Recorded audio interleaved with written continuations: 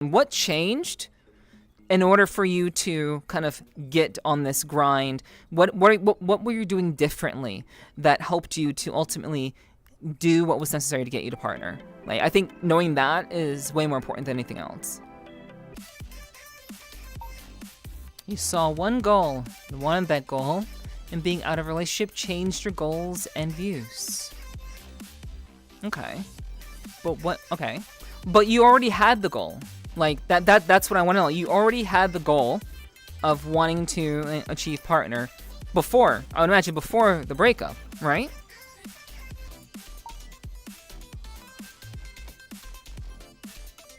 Okay, so the relationship caused you to lose, it was detrimental to your ability to stream well.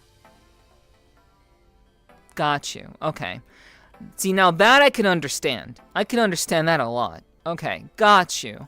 Hello, and welcome to another episode of the Sweet Talking Podcast with your host, Nepherti. As always, I am here to hopefully bring you entertaining and informative information about really, really interesting people in VRChat. This is episode 32. I'm pretty sure. Wait, episode 31. 31. Episode 31. Yes, episode 31. And yeah, we are here with Lovelyy. And we will be speaking with Lovelyy, who is a mute in VRChat, but they are much more than just that. But we'll be getting into that in just a little bit. But before we jump into things tonight, I want to take a second to thank all the people who've been so supportive of my content thus far. This will be coming out really far into the future, so to whomever maybe have supported me and has followed or subscribed to me on YouTube, or perhaps became a part of my Patreon, thank you so much for your support. I'll be sure to acknowledge you when this comes out on YouTube officially, but until then, I just want to thank all my patrons, all of my followers, all my community, and all the subscribers who have been so kind on the YouTube side of things for supporting the content that I'm trying to create. And if you'd like to be a part of that, please do check me out at patreon.com/Nepherti. I'd really appreciate your support. Hopefully, by the time this comes out, I'll still be doing this. I'll still be going strong. And yeah, I hope you guys enjoyed tonight's podcast. But again, thank you all so much for your support. And with that all out the way, we're going to go ahead and get started with our interview with Lovelyy tonight. So, Lovelyy is a music producer, a partnered Twitch streamer, and otherwise known as Lovelyy Cute Mute, affectionately with many people in VRChat. As far as I know, I could be wrong about that, but that's what I've heard you be called. Is that what would you say about that? What do you have to say about that? Do people call you that, Lovelyy?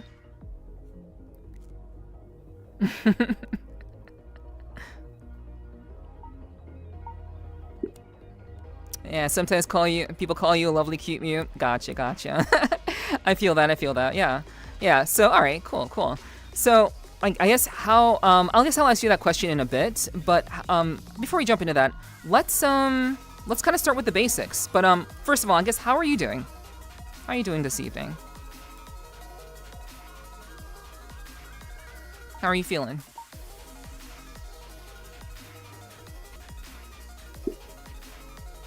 Doing good, doing really good. Tired from Thanksgiving stuff, but I'm doing really good. Today has been a good day. The Detroit Lions lost the football game today. I'm so pissed off about it, I'm angry. So you're a football fan too. Wow, okay. That's interesting.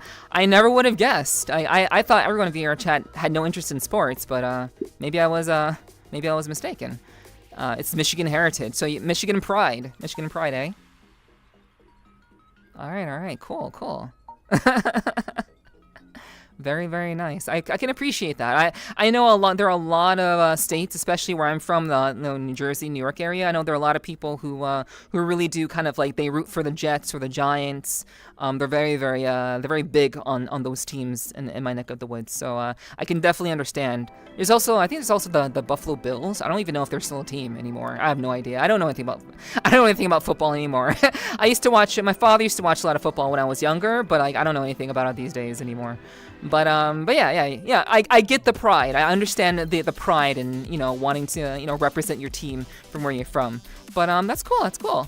So I guess let's go ahead and kind of jump into things. Can you tell us, like in no few words, like who is Lovelyy, and how would you describe yourself to all the viewers who may not know who you are? You've never thought about that before? What? Lovelyy, I thought you've been interviewed before. Come on. You did it once, but like 2 years ago. Okay. All right. It was very amateur. Got you. Okay. Well, this is a little bit different. You know, what we do it very professionally here. So, you know, take your time. Yes, you are a cat girl. True. Okay. It's a very good starting point. You listen to metal music. I love metal music. That I do, and I do that a lot. It's fun. You're a retired video editor. Okay, cool. And I make music, and I have a lot of other stuff I want to do to learn more things, because you crave knowledge a lot. Yo, I can feel that. I understand that. Holy shit. Yeah, and see, this is exactly why you and I got on so well. You and I got on really well when we had a chance to chat. You know, privately off camera, and we definitely found there was like a mutual kind of feeling there, with like, you know, a desire to want to learn as many things as you possibly can, so they can be as interesting and as versatile as you can. So yeah, we definitely do share that kind of interest. So that's very cool. So basically, let's say how did you land on the name Lovelyy?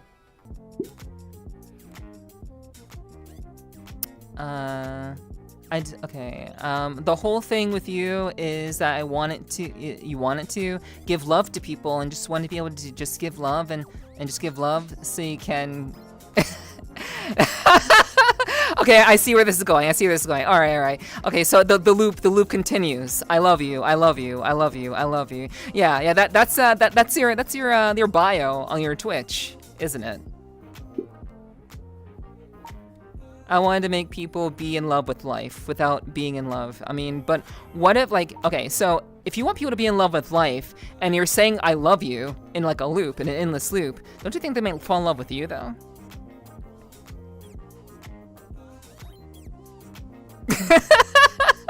So I mean, like, I don't know.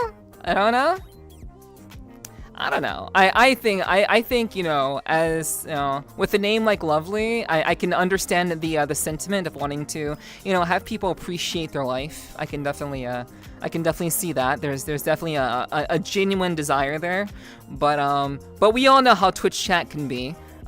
We love Twitch chat. We love our chatters, but you know, they get a little attached to us. You know, they like us. They enjoy us. Am I right?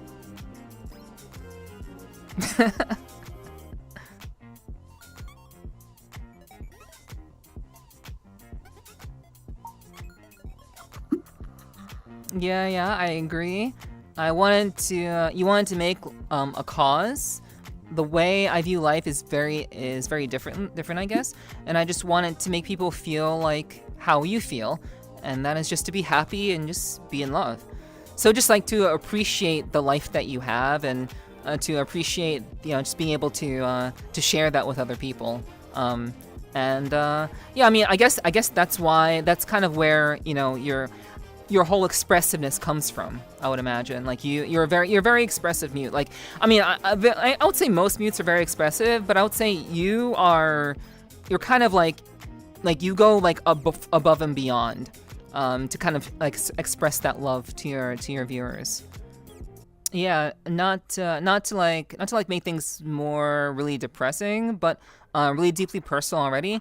But you've had a really fucked childhood. Gotcha. Okay. So because of those experiences, you want to. Yeah, let me try to connect the dots so that you don't have to. Okay, you're gonna do it. And being surrounded by negativity made you want to give love instead of stuff, just being full of hate. Instead of just being full of hate. Got you. Yeah, that makes perfect sense. I can definitely agree with that. I like that. I like that sentiment. It's very, very sweet. And like I think I think a lot of, I don't know if a lot of people can relate, but maybe some can. I certainly can. I haven't exactly had the easiest life either. But like when you go through hardships, I think that changes your perspective on things, and you want to share those, you want to share that perspective with others to hopefully brighten their day and give them hope that, you know, things may be bad right now, but things can always get better.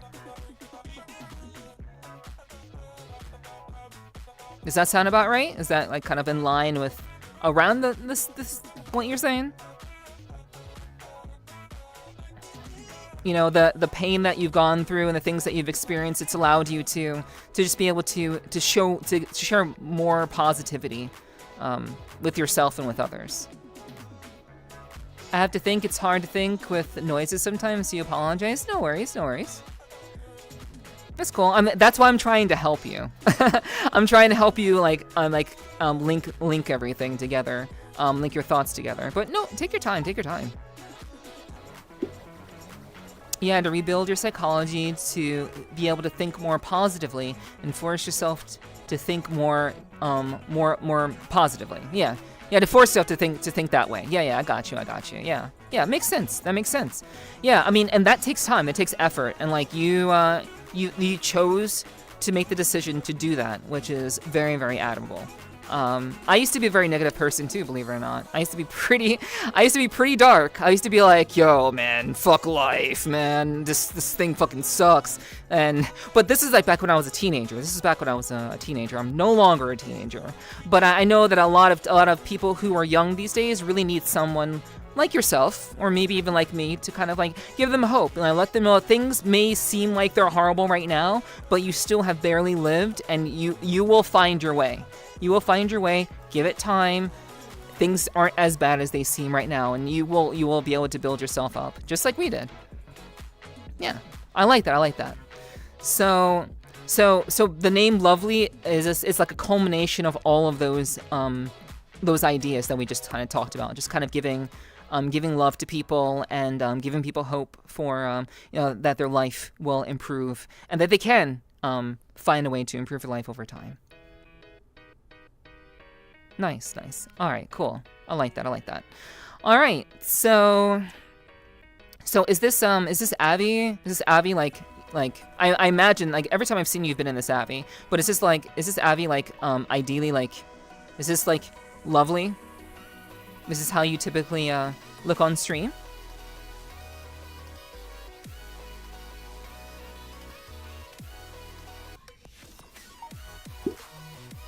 That's right. I've been trying to edit and work on it to learn how to do Blender and then be better, and then it broke. You've been trying to learn how to do Blender, and so you've been using... I used to speak to text, so it keeps breaking when you try to talk sometimes. Yeah, I get you.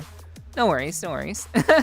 Yeah, it's a challenge. It's a challenge, Being mute is definitely a challenge, so don't worry about it. As long as we get the point, as long as we understand what you mean, I can fill in the blanks. So don't worry. Lovelyy, I was saying before we went live, I was saying like one day I can be a talker. One day I'll be a mute talker. Cause I'm good at connecting dots of what they want to say and how they feel and stuff.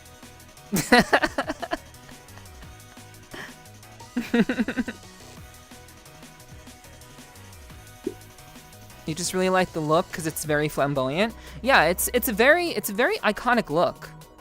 You're very flamboyant. You're very flamboyant. Yeah, okay, that's fair. like really.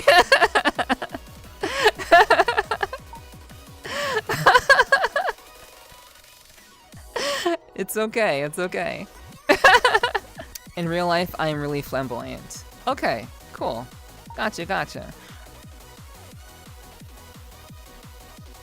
Understandable. And I want it to look like the California white girl look. Oh, okay. Cool. I can appreciate that. I can definitely appreciate that energy. I mean, it definitely comes across. It's a very cute design. Very iconic. It really stands out. I think a lot of people know who you are just based off of your design. Like, People like generally, if once they meet you, they kind of just see you and then they know who you are, which is really cool. It's important to have a look that that really kind of it very clearly is who you are. So I like that. I like that. So I guess let's get into I guess your time in VRChat. So how did you get into VRChat? I used to watch a lot of this this show.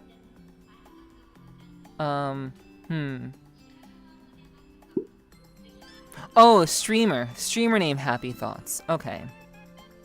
Gotcha.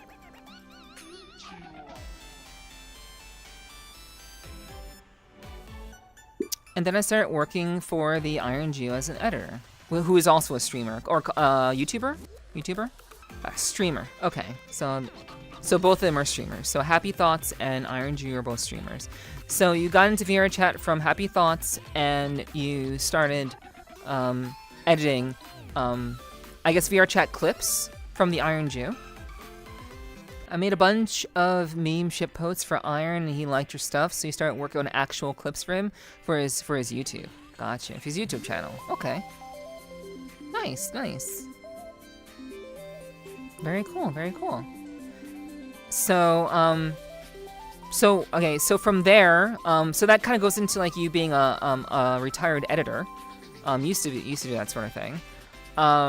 So after you, I imagine after you quit editing, you decided to, by that point, you'd already decided to get into VRChat, I imagine, or did you quit because you decided to get into VRChat?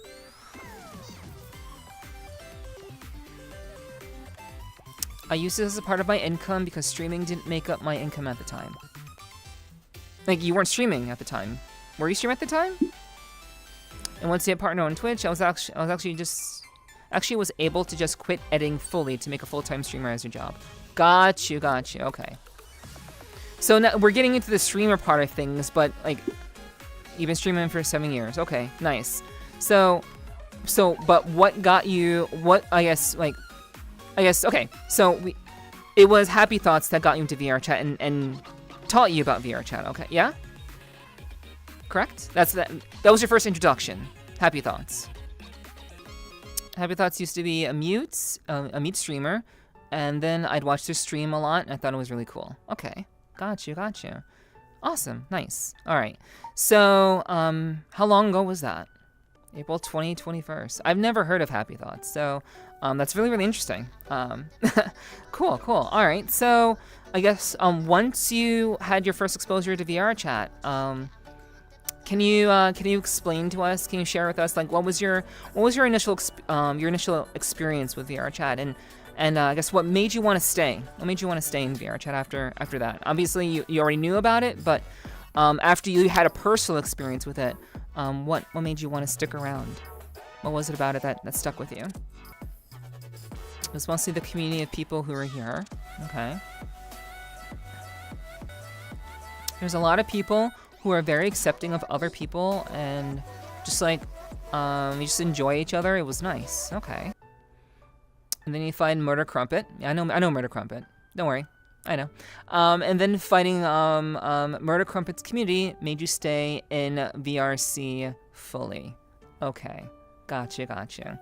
See, this is why I have to read things out loud, because for people who may be seeing the text over your head, it's false translations can lead to misunderstandings. So I will do my best to read everything out loud, so everyone who may be listening in can know what you're saying and have an idea of what you're trying to convey, of course. But all right, cool. So it was Murder Crumpet's community that allowed you to stay. I know. Murder Crumpet and Rafflegator are Rafflegator is essentially like the king of mutes. He has a posse of mutes forever and a day. I don't know him personally, but I've heard a lot about him. I know who he is, and it'd be really cool to meet him one day. But that's so cool that you how did you get wrapped up in Murder Crumpet's community?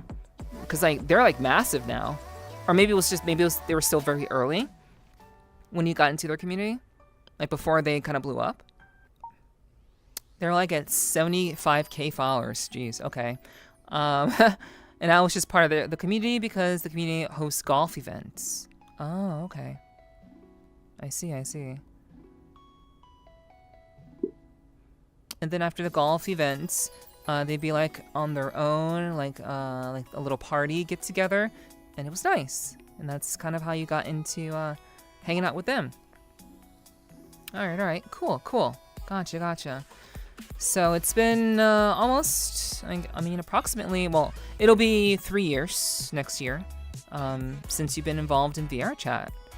What's wrong? Oh, it's like 3 years? Is that? Yeah, it's 3 years. I mean, I've only been here for a year and a half. I've only been in VRChat for a year and a half. So I mean, like, I totally like.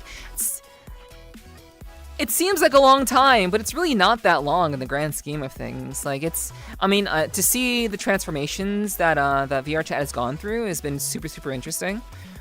So like I recently watched an old VRChat video, and that was like super like, wow, like it reminded me of when I first got into VRChat last year, like all the sound effects and things, like all the iconic sound effects from like old school VRChat, like I really, it's like burned into my mind, but I had forgotten about them because I don't really hear them anymore.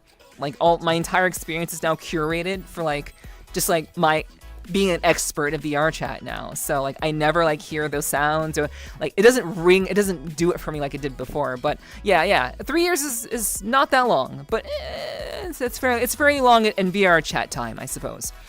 All right, so with that in mind, so Murder Karma's community allowed you to stay.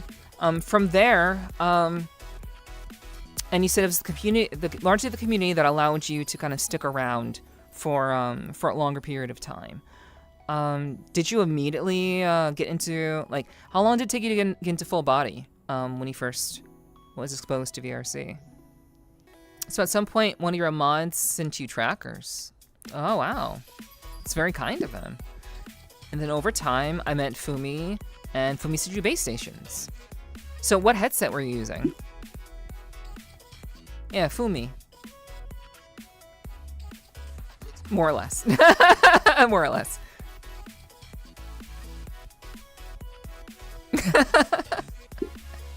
You were using the Quest 2. Okay. Got you. Interesting. So you were just like, you were very like legitimately half body. No base stations. Like, did you have hands at least? Okay.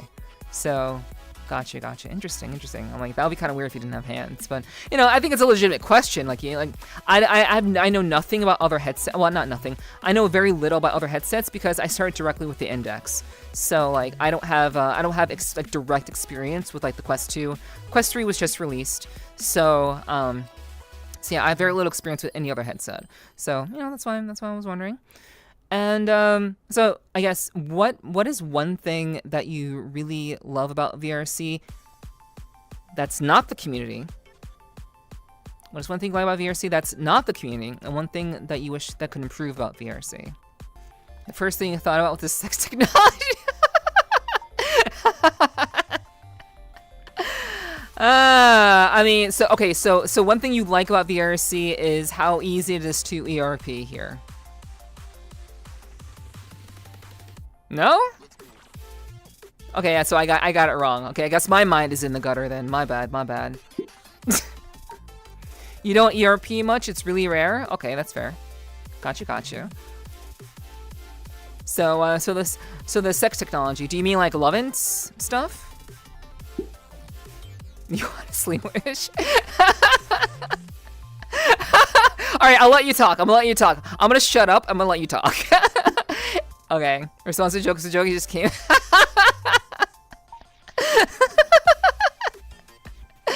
Oh yeah. Okay. No, that's fair. Yeah. Okay. All right. So your first thought in your mind was the sex technology, but that was a joke. You were just kidding around. It's okay if it was a real answer though.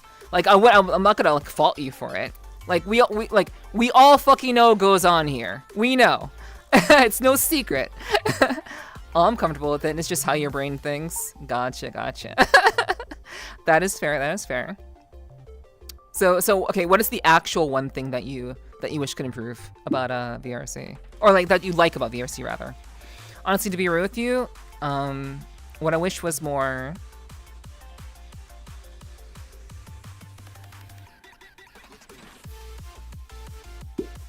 I wish you could, like, be able to feel things. So, like, having a direct... Like, if I were to touch your face, I could feel it. Yeah. So, like... Okay, go ahead.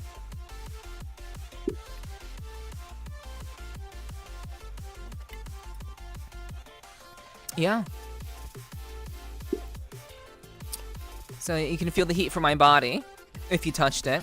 Like that kind of stuff. Make the game it makes the game feel more immersive in that way. So is that one thing you wish that would be that could be improved about VRChat? You hope that VRChat develops that technology to, like, I guess, make widely available.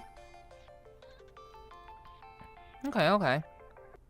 That would be super cool. I'd love that one. Actually, I love that a lot. Yeah, I would too. Honestly, like I talked to all my guests about Phantom Sense. Someone I read a tweet earlier today that was like, hey, instead of calling it Phantom Sense, how about we call it Real Feel? You know, it's like how we actually like like it's less scary. It doesn't make you think of ghosts. But that I read a tweet earlier today that was maybe you saw the tweet, I don't know. But basically, like, it's like another I call it a different name other than Phantom Sense. But yeah, being able to have that innate ability to have that just universally would be amazing. I would love for that to be a universal thing that you could, like, experience in VRChat. That'd be pretty great. I personally don't think that VRChat will be the ones to develop that technology, though. I think VRChat will continue to evolve the platform and make the technology better, create more servers, make the I guess the SDK a lot more stable. But it'll be another company, another creator that does that sort of stuff. I do wish the game was more optimized. Okay, so you could run the game like 60 frames per second. Well, I mean, you can run the game at 60 frames per second. You just have to have a kick-ass graphics card. That's all. Because you have moments? What kind of moments?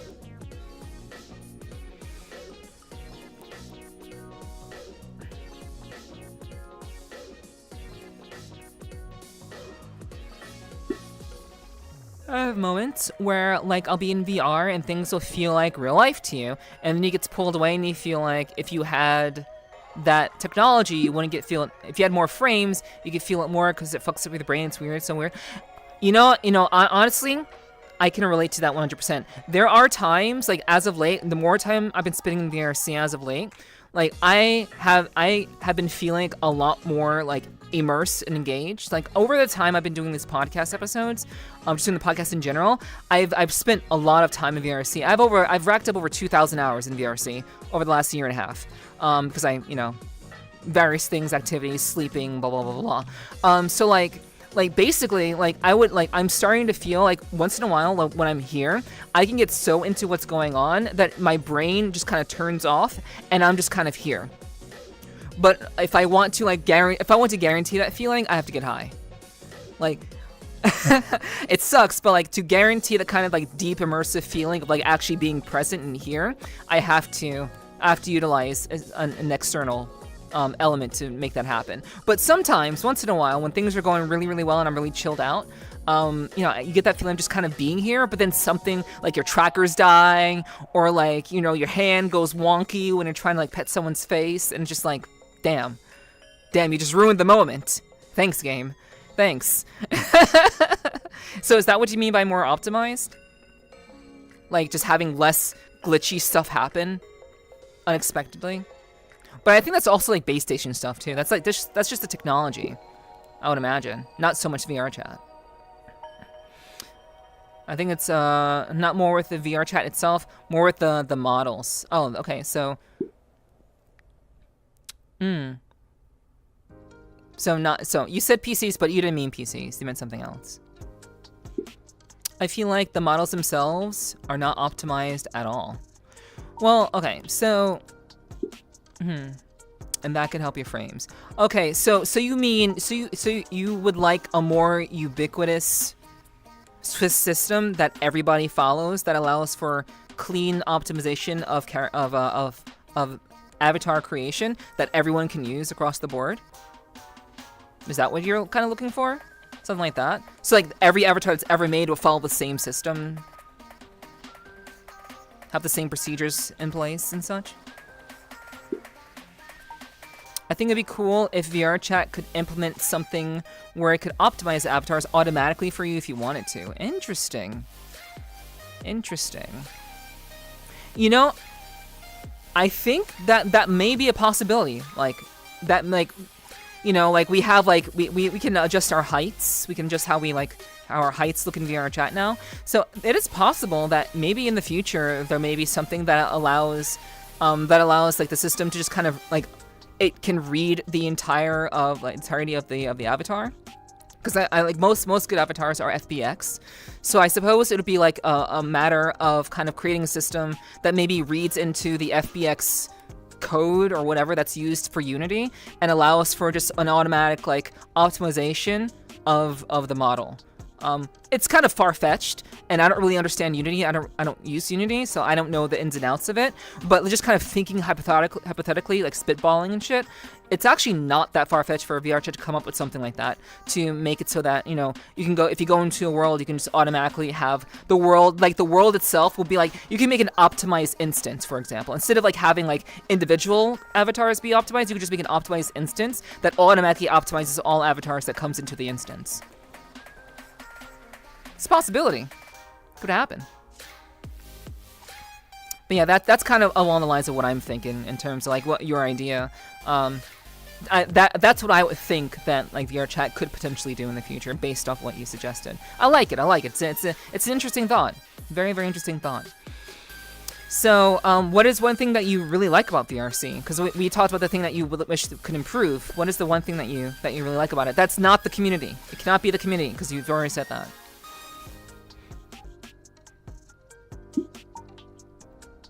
Can you go back to one other thing? Oh yeah, sure. Of course. What's up? What do you got for me, Lovely? So like we have the avatar, like a Fallout thing where avatars don't load anymore. Yep. Like a viewing. You can only view so many avatars at a certain distance. Yeah.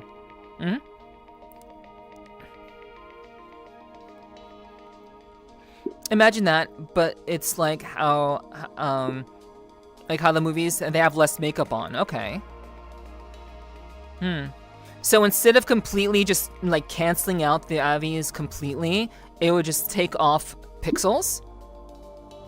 So the avatars, the farther away they are, the less they're loaded in. Right. Okay.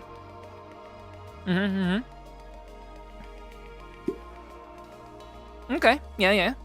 Game design.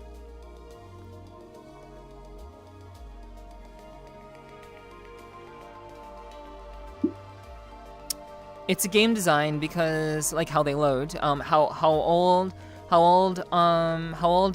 they are is like they have the main area and then they have like a fallback, and yeah. So see, all avatars have a fallback. Yeah.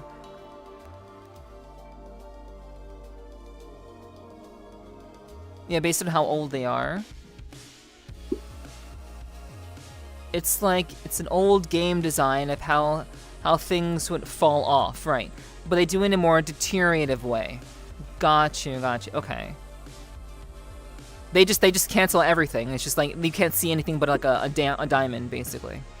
If you had the option to do that, that would be really awesome and probably could make the game more immersive. So instead of creating diamonds when you can only see a certain distance, it would just kind of remove all of like the details, but not like it wouldn't cancel out the avatar completely. But it'd only be like from a certain distance. If I'm understanding you correctly. It will be a proximity type thing. And then the closer you get, the more it loads into you. Oh, okay. Now I see what you mean. Yeah. In game design, that's what they do. Like when you're looking at a faraway mountain in a game, it looks very pixelated, but then as you move closer, it adds in more pixels. Yeah. Okay. I got you. I got it now. Okay, cool. Yeah, yeah. That's actually great. That's a good idea. I like that. I wonder how hard that would be, though. I wonder how difficult that would be. Like, just like, you could see things, but it would just be like... everything would improve in detail as you got closer to the avatar. It's an interesting idea. I think your idea of utilizing game design methodology, but also like I think also my idea of creating optimized instances. I think they're both feasible ideas, feasible concepts, which I like. See, we're thinking, we're smart, we're smart people. You know, I like it. See, this is why I wanted to talk to you more, because I knew you're very smart, you're very intelligent. You have a lot going on up here. So I'm glad that we can like talk about these things. It's really fucking cool to talk about these things with other people who have understanding of these sorts of concepts. But all right, cool, nice. So, thing that you like. That's not community. I like the VRChat is a place for a lot of people who are lost to go find help. That's an interesting answer. Okay.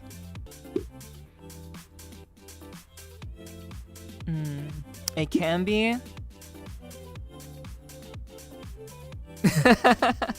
Don't worry. So it can be a place for people to. It can be unhealthy. It can be very unhealthy sometimes. So it's So VRChat is indeed a place where people can like find like-minded people. They can find a group of people who they can really kind of connect with. I think it can be relatively easy to find like your group that really kind of like that you fit into in VRChat, but you know, that desire to just kind of be in that space all the time can, you know, it can become a bit unhealthy, I would say too. Yeah, like you said, everything in moderation, like literally everything in moderation, including VRChat. But I definitely understand like the intention behind like VRChat is a fantastic platform, but you know, it's best for people to be able to, you know, not get so sucked into it that they end up kind of, you know, hurting themselves physically in reality. It's a good place for people who are like trans, yes. I completely agree. Because it's so accepting and progressive as a whole thing, yeah. I mean, I would say, like, because it's become, like, the whole... Well, I'm gonna let you finish. Finish your thought. I think it helps a lot of people out personally. Okay. Yeah. I agree. I 100% agree with you. Yeah, it's definitely, like, being able to find, like... I think it makes sense in this day and age for groups and communities to form on this platform that allows for people to, like, find, like people who they can relate to. I think that's a beautiful thing. But I think it just makes sense because of, like, where it's 2020, it's the year 2023, about to be 2024. We're recording this in late November, literally on Thanksgiving Day. So, like it just makes kind of sense for there to be, like, those sorts of communities, because, like, on social media there are those communities.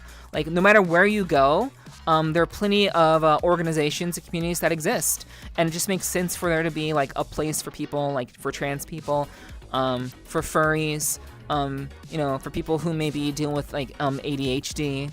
It makes sense, like, for mutes, for people who want to learn sign language and, like, VR sign language. Like, all of these are very, very useful communities that exist within the game, and it's super, super useful, super helpful, super, like, it can be very healing for people to be able to find people like them, or people who maybe they may not be like them just yet, but, like, over time they may come to find out that maybe they're not so different after all. And to have that openness to explore new ideas and new concepts. There's a lot of exploration that can happen in VRC when it comes to, like, you know, discovering oneself and discovering where people belong. So I do think that I agree with you. That's very much a strong positive of VRChat for sure. I like that answer. Good answer. Am I going to Vegas? Well, I mean, that was TwitchCon. Okay. Oh, okay. So going to Vegas really helped you learn how really progressive it was. Oh, okay. Yeah, I mean, it's interesting that you would say that that going to TwitchCon ultimately helped you understand that. I don't know. I just had this feeling that, like, it's always like, ever since I've been in VRC, it's just been very apparent to me that a lot of people utilize this platform to find a place to kind of fit in and a place to belong. It was just kind of, like, natural to me. I didn't realize it was like I already knew it was progressive in a lot of ways, but like, I know that the Trans Academy is a very big organization in VRChat. And obviously they probably have their own Discord too, their own community, blah blah blah blah. Like I just knowing these things, it seemed very obvious it was progressive to me. But what was it about Vegas that kind of clued you in? Like how did it start to make sense for you personally?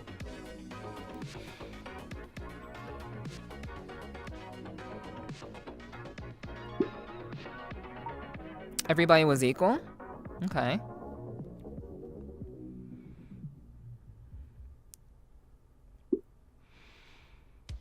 Like, I wasn't different from someone else, and it was really cool to you that you can just be.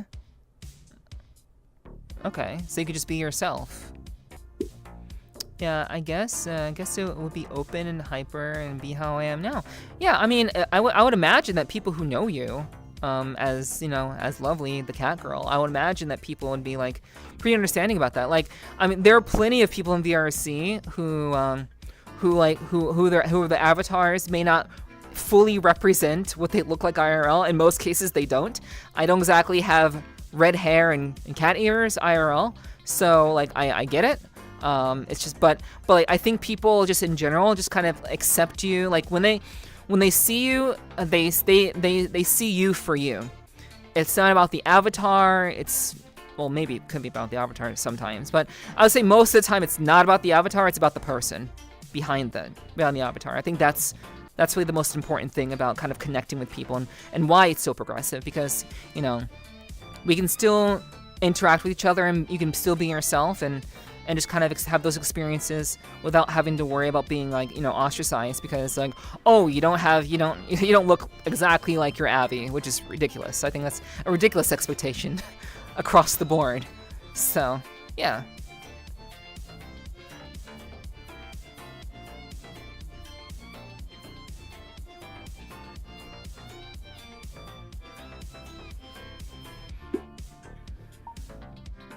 Everybody in Vegas is actually hotter than their avatar. So everyone in Vegas is actually hotter than their avatar. Interesting. Wow, that is wild. That is wild. How reality tends to be better than fiction. You'd never think so. You'd never think so, but there are a lot of hot people in VRC. And it's very, very interesting. From what I've heard, I've heard stories. I've never been to, like, a meetup with anyone in VRC before, but, like, I've heard stories of, like just people in VRC just being, like, super, super attractive. Were you saying that you're attractive? You're saying like you? Okay, yeah. Yo, rock that. Hell yeah, fucking rock that. Be confident in yourself. I like that. Yeah. Of course. Like, I personally don't think I'm hotter than this Abby or the one that I use nowadays for going to raves. I don't think I'm hotter than it, but I think it's the expectation. I think it's the, like, how I carry myself, how I talk. I think that's what people find hot. And I think naturally when they see the real thing, if they were to see me in real life, they will be like, oh, they can piece everything together and just like, oh wow, they're actually really attractive.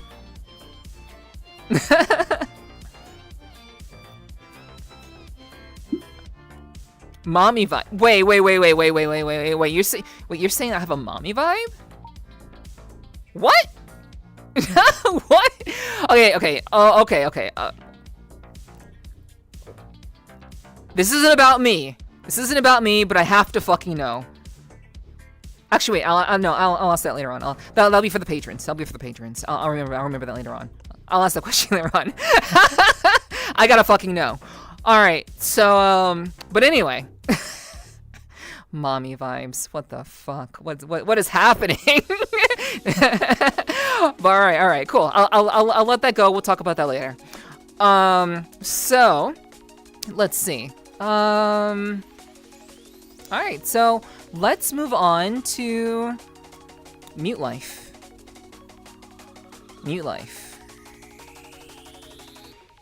Why did you decide to become a mute, Lovelyy? You wanted to express more through body language? But can't you do that without being muted? I feel like I was better at doing improv comedy, just through not speaking and having to struggle with doing things. So you want the struggle. Oh, you wanted the struggle of having to convey your feelings through body language and improv because talking was too easy for you. So you're deliberately handicapping yourself. Okay. All right. There would be days I would just go to no time to talk, and then you'd be carrying every conversation as a mute. Oh, you mean so like if you were talking, you'd carry every conversation because your personality is so big already, and you're very flamboyant, so you like to talk. Okay. So if you're okay, all right, let's see. So it was boring for you, so you wanted to try something different. So in other words, you deliberately handicapped yourself by becoming a mute because you wanted to challenge yourself, but you also wanted to challenge everyone that you would ever meet. You wanted to raise the difficulty on everyone you would ever meet too. Like no time to talk. Like now you have to talk. Yeah, I am Ryan Gosling. Okay, that's great. I like that. He's a fantastic fucking actor. Very, very, very physically expressive. Absolutely. He is literally you 100%. Okay, all right. I mean, you're already saying that you're attractive. I wonder if you're also as attractive as him. That's what I would wonder. Maybe along the same lines. I would say. But yeah, I mean, I get that. So that's interesting. So you deliberately wanted to see what you could do to kind of push your ability as a performer. Interesting. So I understand that. I wanted to tell you this. I actually tried for a little bit of time, not too much. I attempted to be mute. I was hanging out with all my friends one-on-one, and I attempted to be mute for like about like half hour, 45 minutes. It was very hard. It's very, very difficult because like we weren't really talking. We were like watching something. So like we were like hanging out and like I was just trying to like I was very chill, but I was trying to like explain like how I was feeling about what was happening on the screen by just kind of like, I guess kind of like trying to convey that. But what I found is people who are unfamiliar with being around mutes don't really understand how to communicate, or maybe I'm just bad. So like, do you think that that's the case? Do you think that there's like, if people aren't around mutes enough that they just don't know how to kind of understand them or understand like what they're trying to say? Or was I just a bad mute in that moment? Obviously you weren't there to see, but like, what do you think? Have you run into stuff like that before? It depends on how quick-witted and creative you are when it comes to what you're saying to somebody. Right. Because you're basically playing charades. Yeah, I caught it.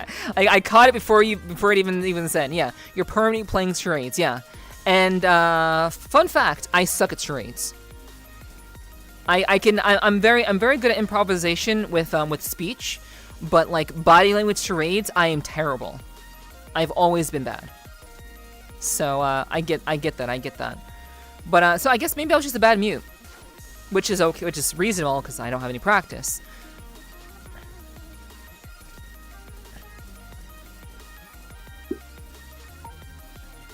But mutes are kind of becoming extinct now, considering all of the AI for mutes.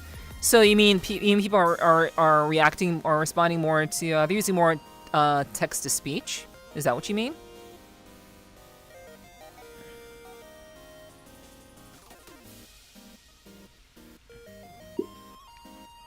So the technology of the mutes has start using AI voices to talk instead of just being an improv. and like someone who's using body language. Yeah. Yeah, instead of like typing, they're using speech to text. Right. Yeah. So yeah. With that technology becoming a thing, it's. I mean, so okay. So you're saying that mutes are becoming extinct because it's becoming easier for mutes to communicate using AI technology. So are you? I'm assuming you're a fan of the more traditional way of communication. Do you think it's a better experience, or like, I guess what is about it that because it seems like that you prefer like the traditional let's play charades, I'm going to communicate with you, and it'll be up to you to kind of understand what I'm saying, and I will congratulate you and thank you for taking the time to understand me, type of thing. Like, so what do you think? Because you're the expert. I am not the expert.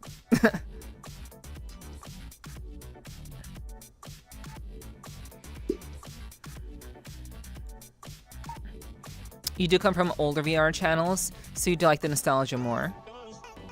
And I don't mind the AI stuff. So they should be in their own subcategory. So basically like old school mutes and AI mutes, essentially.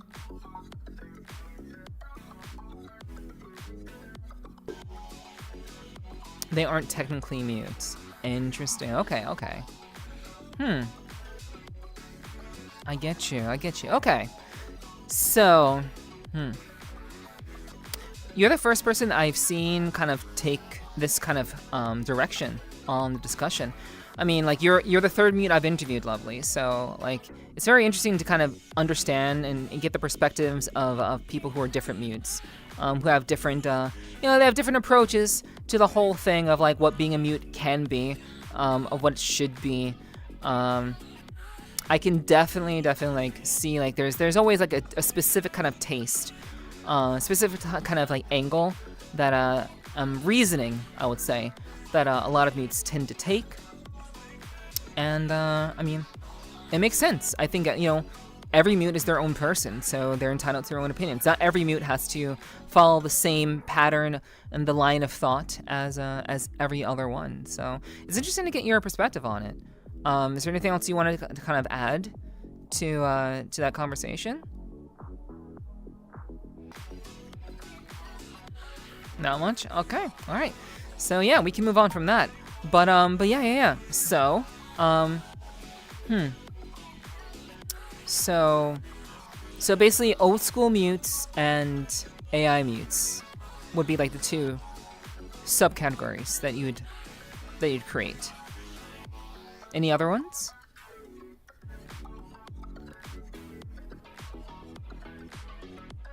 Just those two. Gotcha. All right, nice.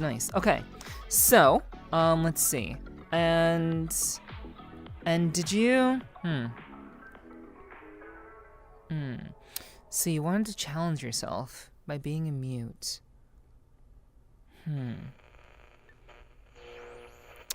And I guess how has that been going for you? I mean, obviously it seems like you found a lot of success. Like, how's that been going for you?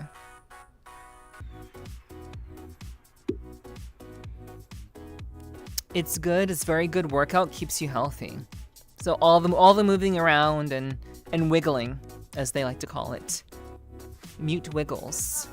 It's a staple of most mute streams. It's good for your brain. Keeps you thinking. Keeps you creative. Like it. I like it. Nice. So you don't do traditional workouts. You just kind of like stream and like that's your workout. Because you're just like you're going. You're moving. You're moving the entire stream.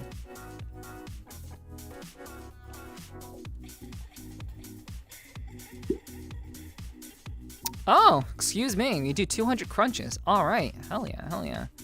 Okay. All right. So yes. So we were talking about you being a mute, Lovelyy, and just like how that's been for you. Seems like it's been very, very successful for you. It seems like you've gotten really far as a mute. Out of curiosity, is this your first life? Is this your first life in general? I mean, as a content creator, or just like trying to do things on the internet in general. I guess in terms of names that you've gone by, you've had 10 plus. Gotcha.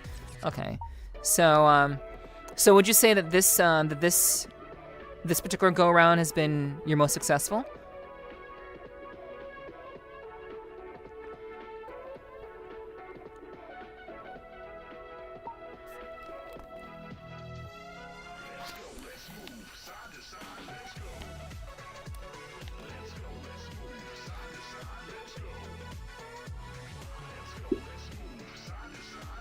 It's been the most permanent. Gotcha. It's all trial and error. Sure is. You have to fail. You have to fail a lot to kind of figure out what works best for you. So I can definitely understand that. And like you failed very fast. Like not that you failed very fast. I mean like that you failed quickly because like you're still very young. Like I'm saying that because you're still quite young, overall. So like. When I say you failed fast, I mean like you failed early a lot, and you found your way relatively quickly, despite everything, which is super impressive. Like, cause you're like I don't know if you want to share, but like how old you are, but it's all right. Okay.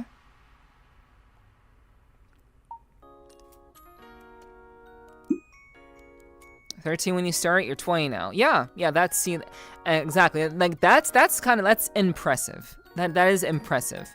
You try new things. You see if they work, and if they don't work, they don't work. But if they do, hell yeah, and you keep going, kind of thing. And so like. Was Lovelyy like a conscious experiment? I should have asked you this earlier on, but I guess like in terms of being a mute, like in terms of taking this path as a mute, was this something that like you were confident that this would be like a good angle for you to take?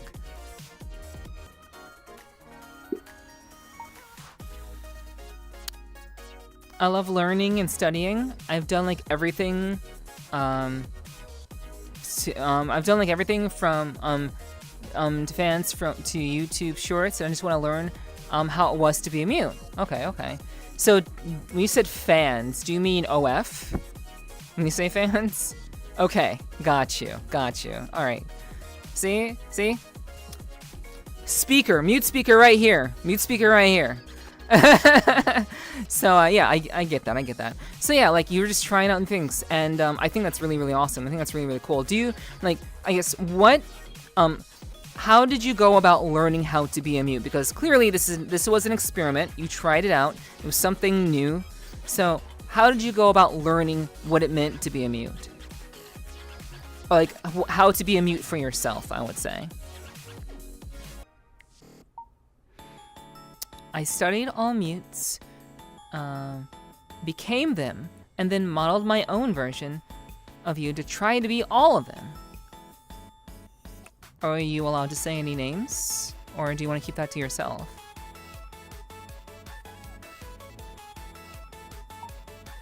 One hates you for it? I remember you telling me about this when we chatted. But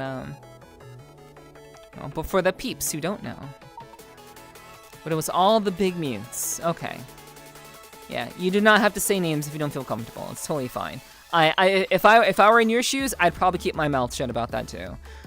Who you're studying. Like I've like when it comes to me as a content creator, as a streamer, like I've definitely I've studied a number of big streamers, and like they don't know me, so I can say their names. It's not gonna make any difference. They don't know who the hell I am anyway. But I studied a lot of streamers, both VTubers and on-cam streamers, to figure out what would work best for me. Because you have to do that sort of thing.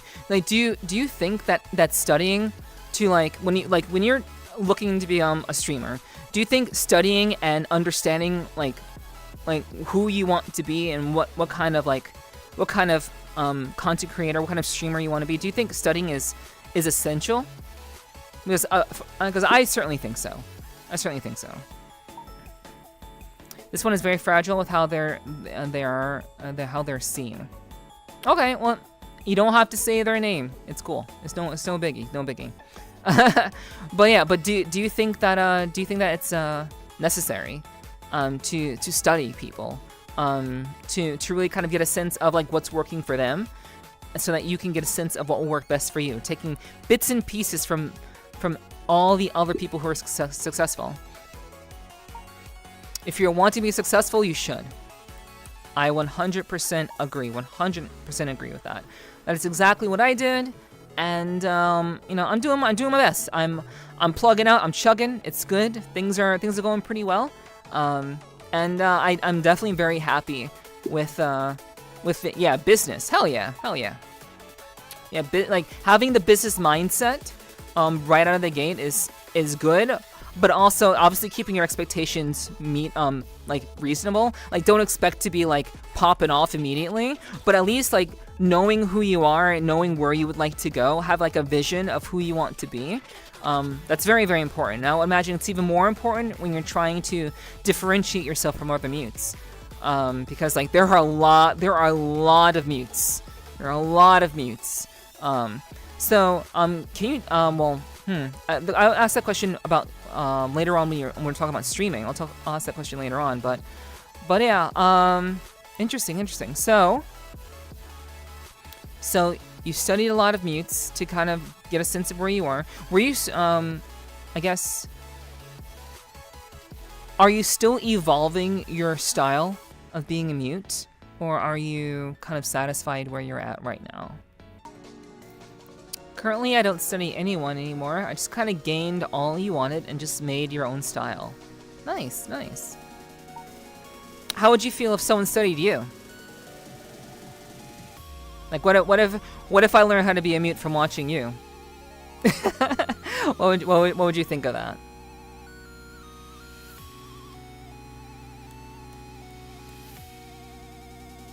If it were me, if someone were studying me to learn how to be a VTuber, I'd be flattered, personally. Because they apparently see me as someone who is worth emulating. And that's kind of what I want to be in general. I want to be someone who's worth emulating, someone who's worth remembering. So, like, if someone were to, you know, be like, yo, like, when I was just starting out, I was looking at you and seeing how you were doing things. That'd be kind of flattering. You'd be honored and humbled, because it's cool to see that you impacted them. Yeah, I feel the same way. I feel exactly the same way. Because if you're making an impact in someone's life to the point of them looking up to you and wanting to study you, then you're doing something right. I think you're doing something right. And if people are upset with you because you're so successful, you're also doing something right. Because, like, you know, if people are upset about your success, yo, that's on them. That's on them. Like, you're doing your thing. You're rocking your whole thing. Like, you work very hard. That is a streamer question. I'm not gonna ask that right now. But you work very, very hard. Like, you do a lot of work. And like, you have all these other skills that you've gained over the years. And the fact that you're like already like in a kind of like, you're kind of, I guess, coasting at this point. Like, at 20 years old, like, streaming at this level is incredible. It's very, very, very, very impressive. Yeah. I know. I think that's awesome. I think that's super, super cool. Like, if I were able to get to that kind of point if I were your age and if I could get to that point, that would be super, super cool. Like, I've always felt that I was behind.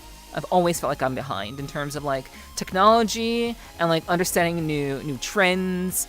But like if I were able to like be in your shoes at your age, yeah, that would have been like a good ass time. That would have been a lot of fun. Unfortunately, you know, I'm a little bit older. It is what it is. It's fine. I mean, things are still going well.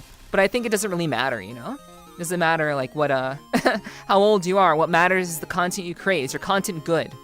What do you consider to be good mute content, by the way? I was growing up not being told no to anything you wanted to do. Interesting. So you were given the room to experiment and to try out new things while you're growing up, which allowed you to learn new skills and you know, just be able to, you were very explorative, which is, I think that's, I don't think that's a very common trait. I think it's a relatively rare trait that people kind of innately have. I don't think a lot of people are just kind of innately very exploratory, with like, you know, trying new things and having that kind of mindset of just like, well, what can I do? Like how can I find my way? Like, how can I make a living for myself? How can I, you know, help myself kind of thing, you know? The curse of creativity. I mean, yeah, it is. I agree. Like I too have a lot of skills. Like I can video edit. I can photo edit. I know a fair bit of Japanese.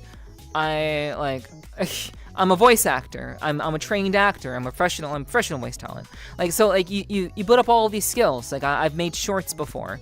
You try new things. You throw shit against the wall, and like now I have my own podcast essentially. So it's like you throw things against the wall, you try things out, and you see what happens. But like, what would you consider like quality mute content in your opinion? Given that you are kind of you're basically someone who is who can be a proper spokesperson for this sort of thing. I just listen to music. I enjoy and vibe to it. It's a very subjective question, honestly. I know it's subjective, but you're Lovelyy, the partnered Twitch streamer.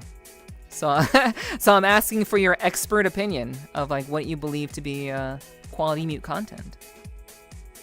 It's definitely a subjective question, 100%.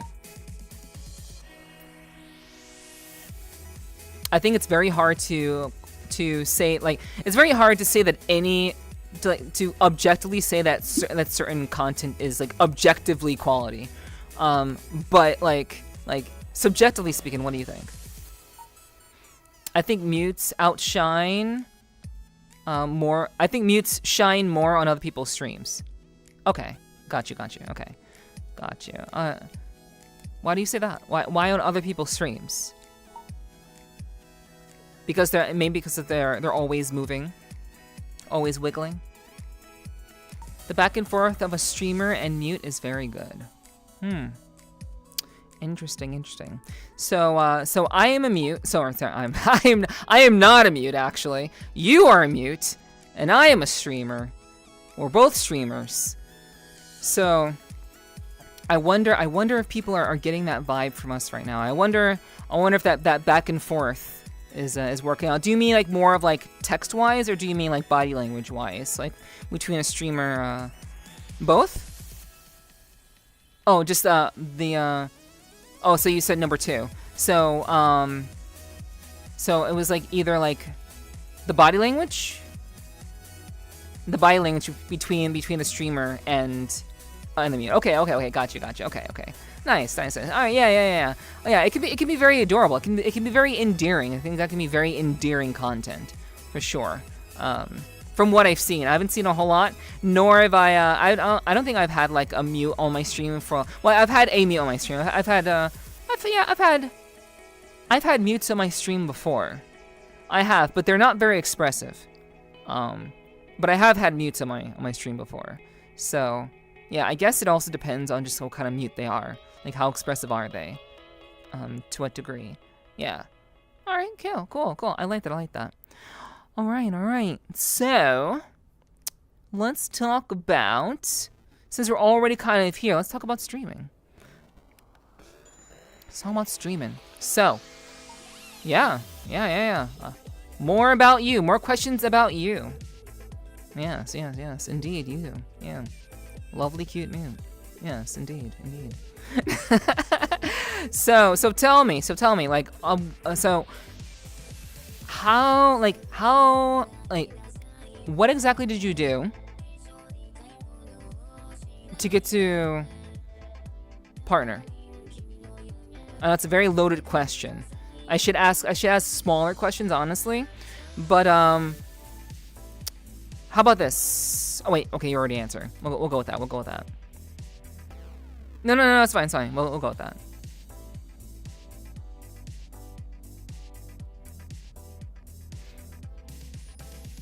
So the question was, what did Lovelyy do in order to get to partner?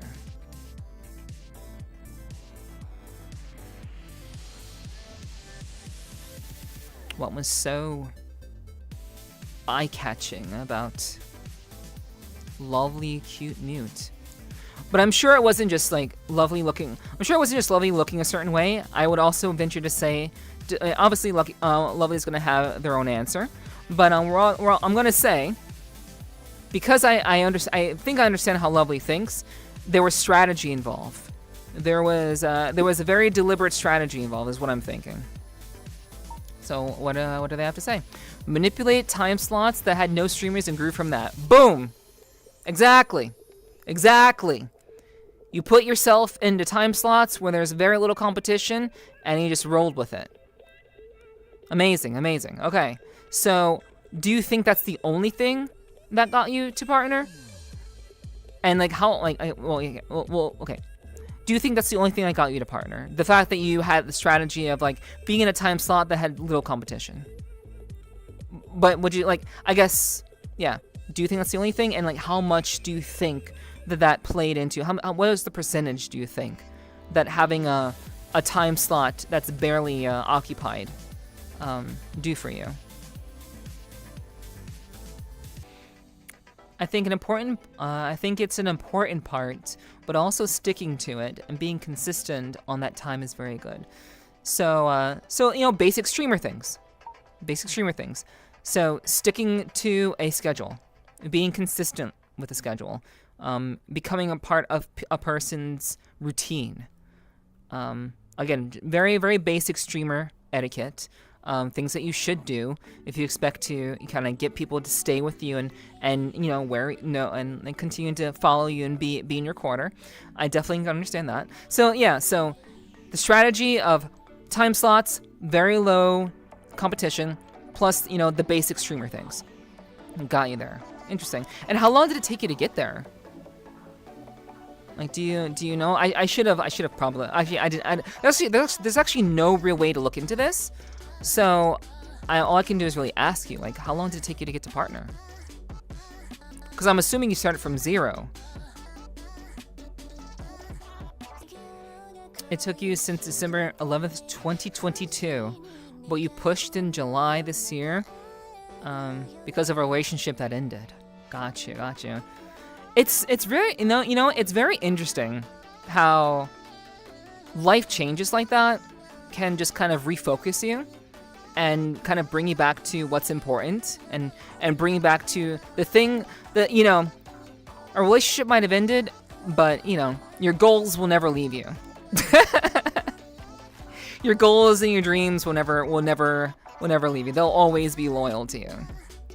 So it's very, very interesting how that can kind of like just kind of put someone into hyperdrive in a lot of ways and kick them into gear in a lot of ways.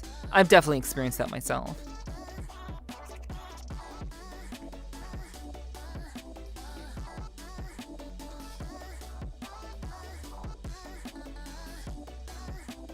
So when you okay, hold on. Okay. Someone told you need to get your shit together and do something that help you in streams, and something that helps you. And streams have always been a therapy for you. Interesting. Streaming as a therapy, huh?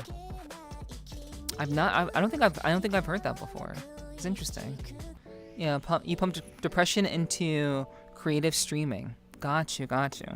So you took the negative energy that you were feeling in your life at the time, and you repurposed that into doing more things. So what exactly did you end up doing? Because you said you got there on December 11th, but then you pushed in July. So what happened in December 11th? Like, what exactly happened? And I guess, like, what did you mean by that particular date? But to kind of like talk about what you just said, like pumping depression into creative energy. Yeah, I am very, very familiar with the idea of taking bad juju and repurposing that into into energy to be creative. It's all in the mind. It starts in the mind, and you have to overcome it. It's hard, it's difficult, but like, if you're feeling some kind of way, I've definitely have found that being creative is a great outlet for releasing, some of those emotions and finding new drive. It can be a new form of energy for you when nothing else seems to be working. I definitely can relate to that.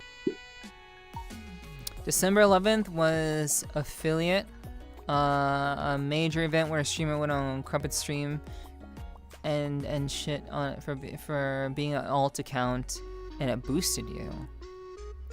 Oh, okay. So it was December 11th was an affiliate stream where you experienced massive growth, and then from there you were able to kind of use that momentum to push to partner finally in July. It was just like, and okay, I guess I'll just be mute now fully, because at the time I was testing around and learning and having fun with it. So it was that stream that that kind of turned you on to the idea. It gave you the insight that you needed, that going mute was the best option for you. It was driving you forward, I guess. It was something you wanted to do but didn't push. So you weren't like fully mute. So you weren't fully mute until that event, is what you're saying. You can't explain too much about it. Got you. Okay. All right, that's fine. It's fine if you can't go into too much detail about it. But But can you confirm that you were not, like, you were like kind of messing around with the idea of being mute, but that time kind of pushed you to fully being mute? Is that kind of like the general idea of that? Okay. Yeah, that's all I need to know. All right. So, and then like that life-changing event, I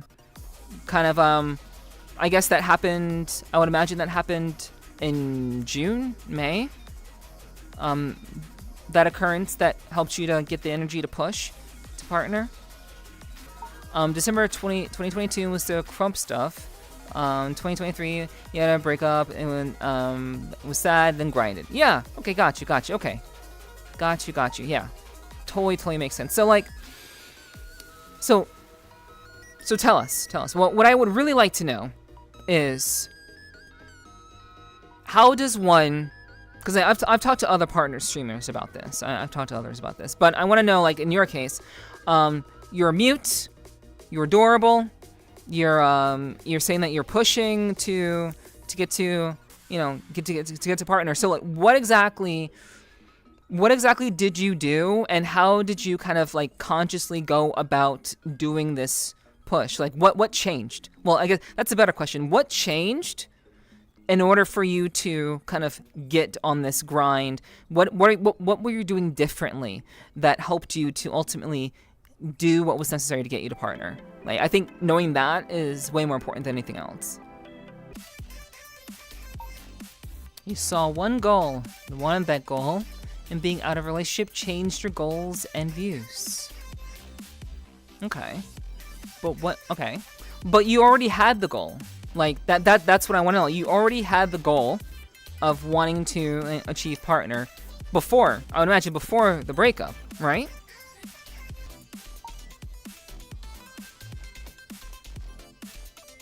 Okay, so the relationship caused you to lose, it was detrimental to your ability to stream well. Got you. Okay.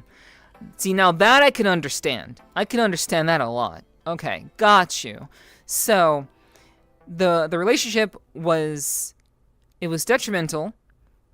It was sad when it happened, but it was overall not good at keeping you focused. And it's not why you broke up, though? Okay.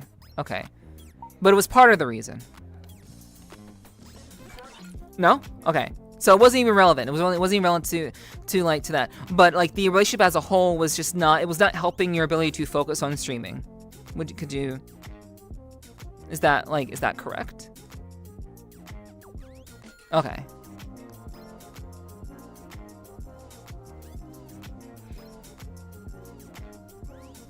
I'm trying to ask like little yes or no questions while Lovelyy is typing, just to kind of sneak in get some little bits of clarity that don't have to be typed out, you know. 24/7 you were together. Holy hell. Okay. Yeah, that's a bit claustrophobic, especially if you're trying to do shit.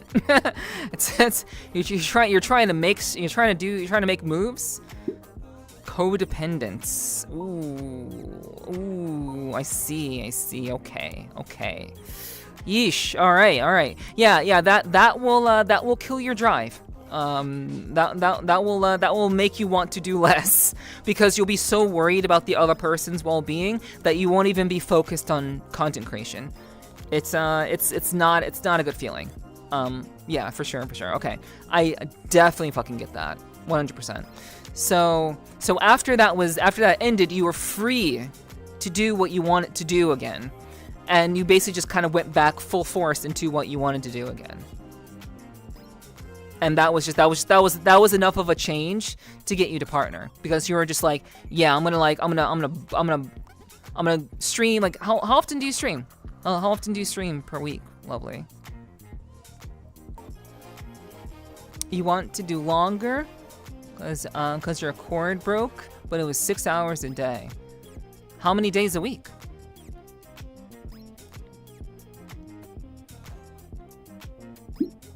5. Okay, so basically like a job. That is a part-time job. Okay. Nice. That definitely checks out. Sunday through Friday. Okay, got you. Were those days also strategic? Was that from like trial and error also? You kind of figured out what days were working best for you and just kind of honed in on those days, or did you just randomly choose them?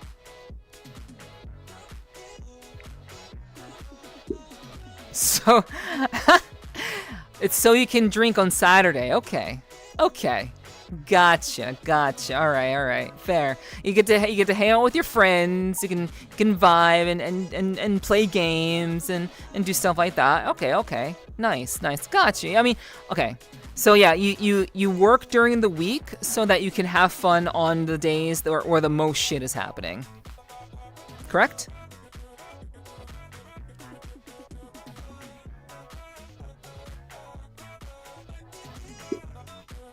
Yeah, as a reward to yourself. Yeah, okay. Yeah, hell yeah. Can definitely understand that for sure. Okay, yeah, I like that. So yeah, like you went full force, and that's how you got to partner. So with that in mind, would you be able to communicate to another streamer, like for me, for example, like let's say I wanted to become partner. Obviously, I'm not a mute. I will never be a mute because my people like my voice too much, so I would never be a mute. I would only mute myself for a redeem or whatever. But like what would you say to someone who wanted to be?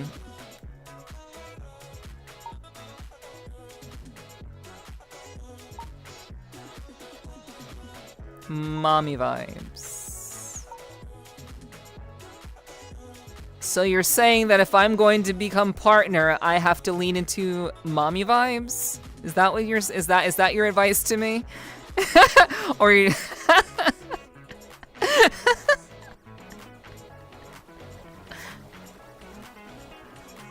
I don't know, I'm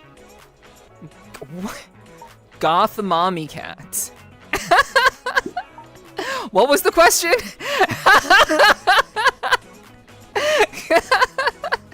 The question was, if I wanted to become a partner, for example, like, what would you recommend that I do?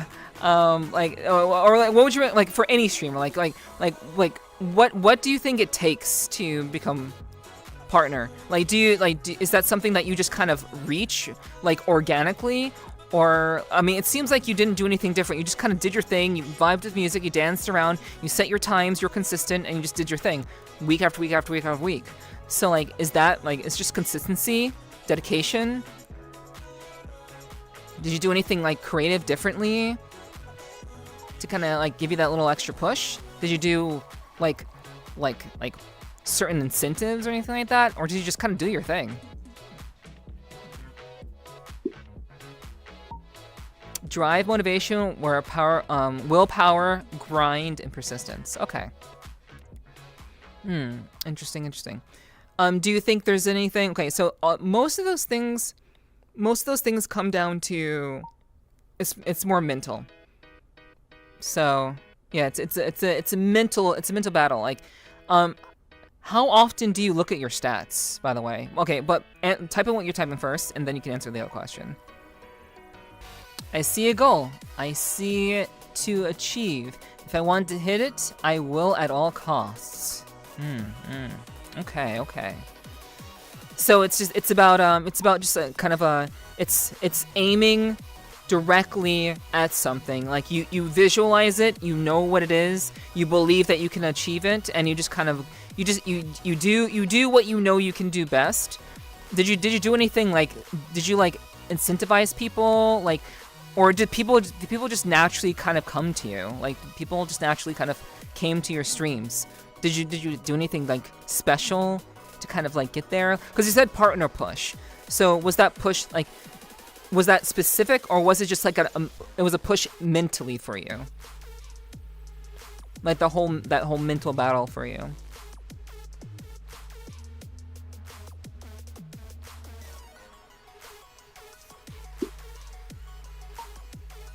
Was natural, but it was all mental.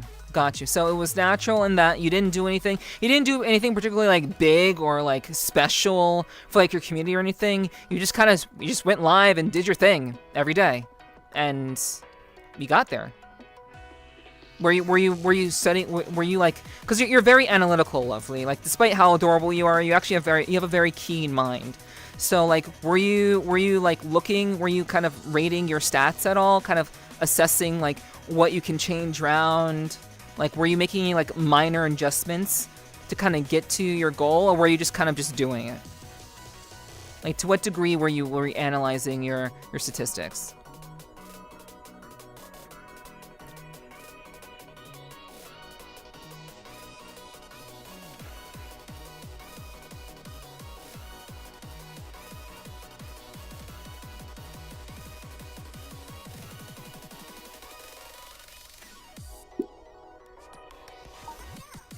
I was mostly just trying to pay rent. You and every other streamer out there who does this full time, man. Yeah, that is a general theme across the board. Everyone's just trying to pay the rent, which is fair. It's fair, but like what? Like, did you ever encounter a situation where like you were like not in a situation where you could do that? Like, were you ever in a situation where that was just not happening for you? And what did you do, if so?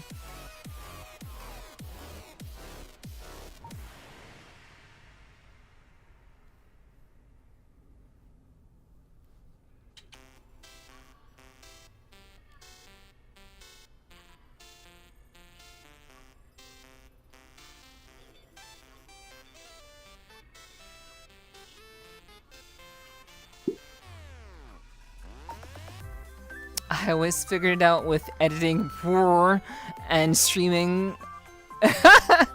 Okay. So you did things on the side.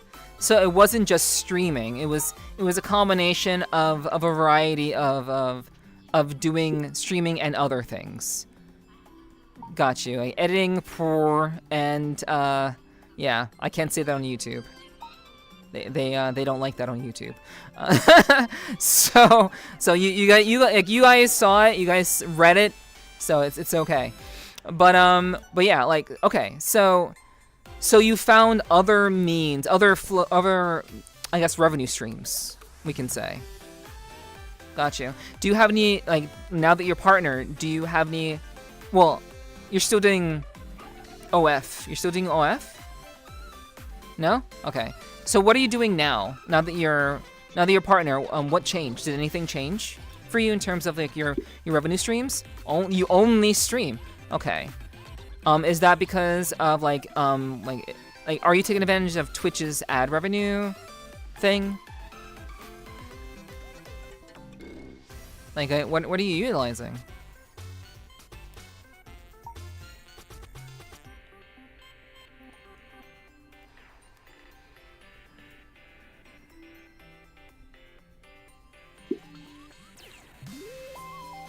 I can finally relax and don't need to work.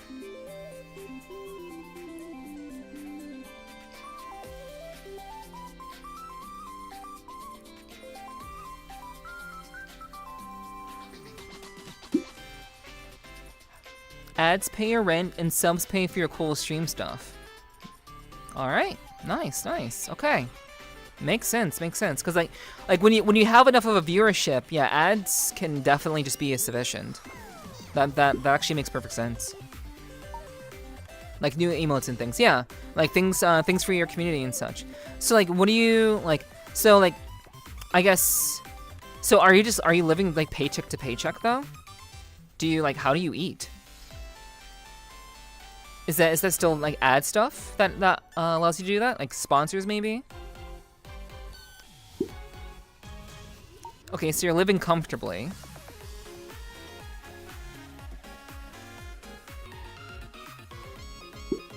Living like $500 a month pays for everything. Really? Do you have roommates?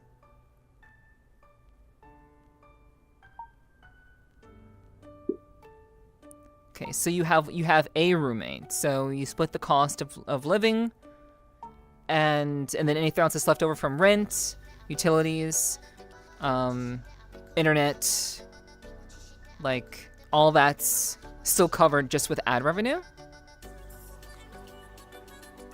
Wow. Sheesh. Okay, so interesting. So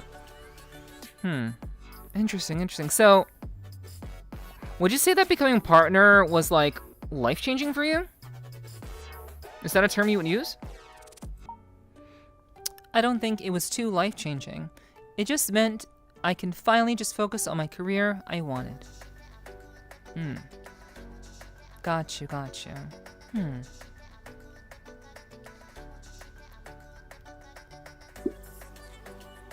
You hated paid editing. Makes sense.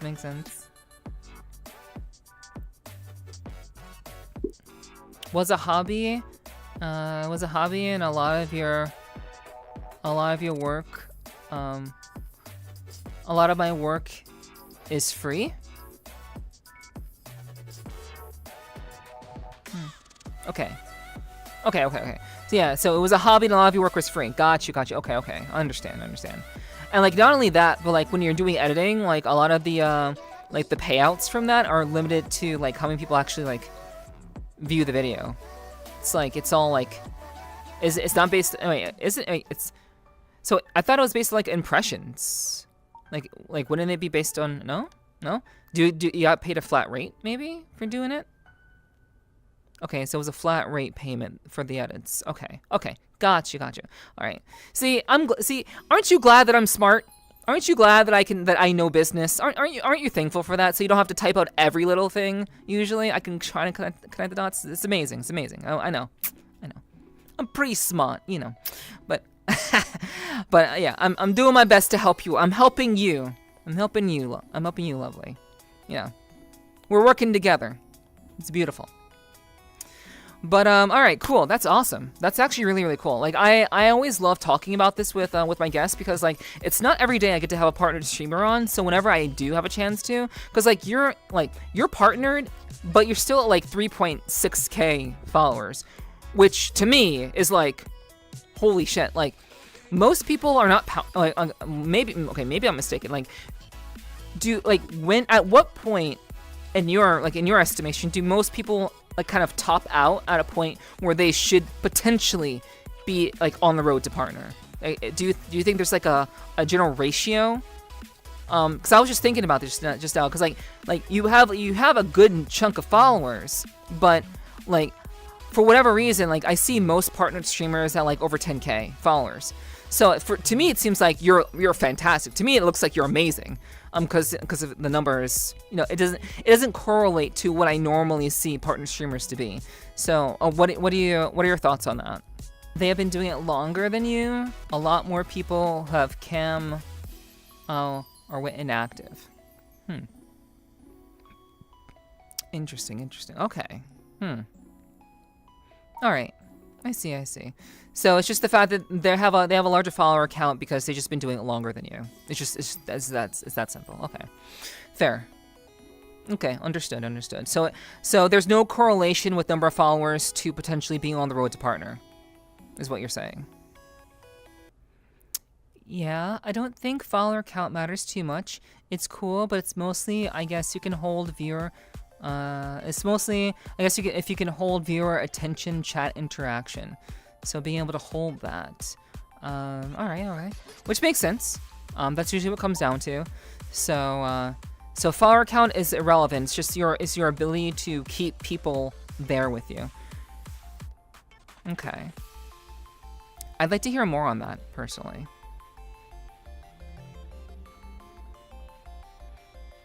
Because I think that's something that a lot of people struggle with.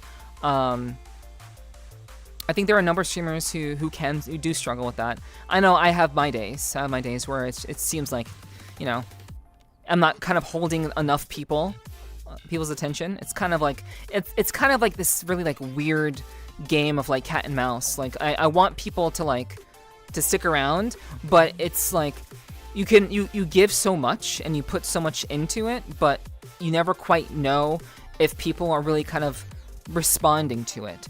So so as a mute, what do you do to hold viewer attention? Like, or what techniques do you have any, or do you just rely on the fact that like I'm me and that's sufficient?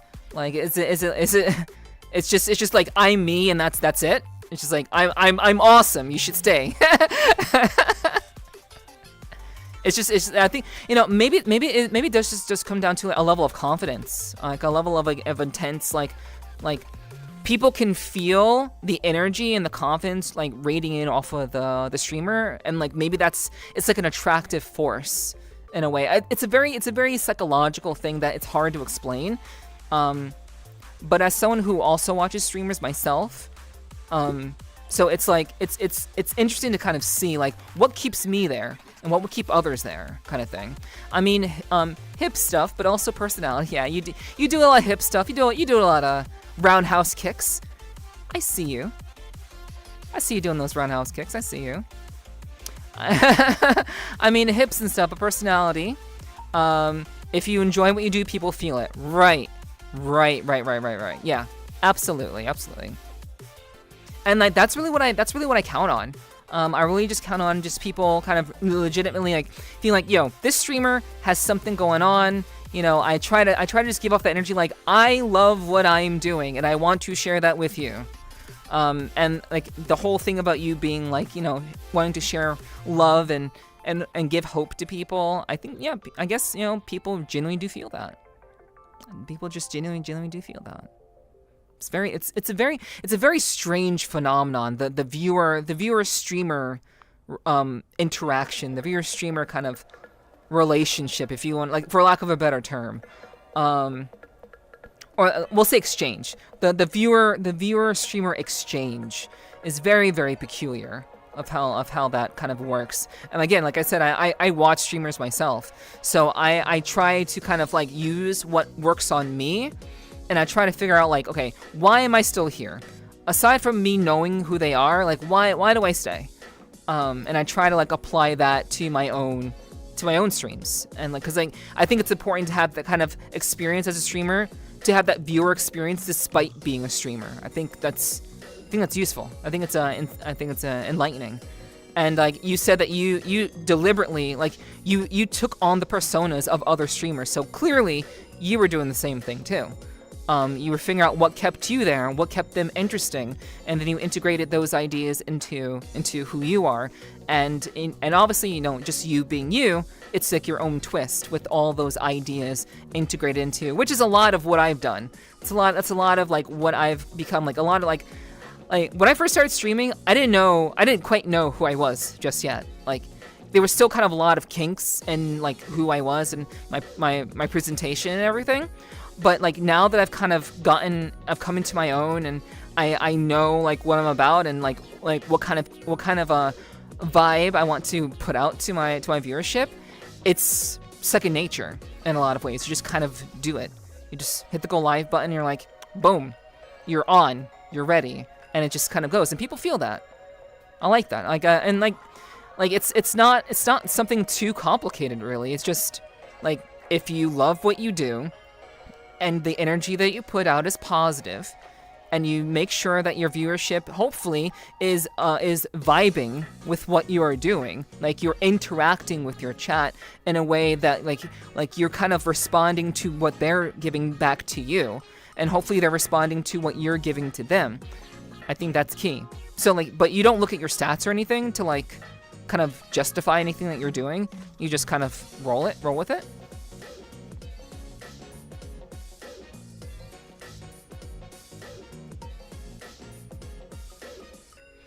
I mean, it's cool to look, but I don't look because days will be good and days will be bad. So true. So true. So true. So real. Like for me, I literally look at one number. I only look at average viewers. I don't really pay attention to anything else. The outcomes are unpredictable. You can't control it, so you don't. Exactly. There's no need to like lose your mind or to stress yourself out over that sort of thing, because you literally cannot control it. All you can do is hit the go live button and bring your best self. Just like as long as your head is right, your mental is right, your physicality is right, and like everything is kind of working together, like you have the opportunity to make a good stream. To create an experience is what I'm trying to say. So I don't usually ask this question, but what kind of content do you create? Can you explain that to people who may not know? So what is Lovely's content? I treat everything with separate departments. So Twitter is short vids and memes I make. Twitch is stream, mute dancing, and so on. Okay, so it's mute dancing with just you're mute dancing, and you're just kind of doing your thing and interacting with chat while you're doing that.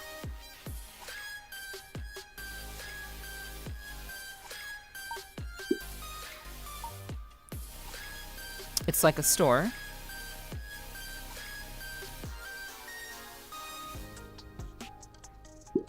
With the departments.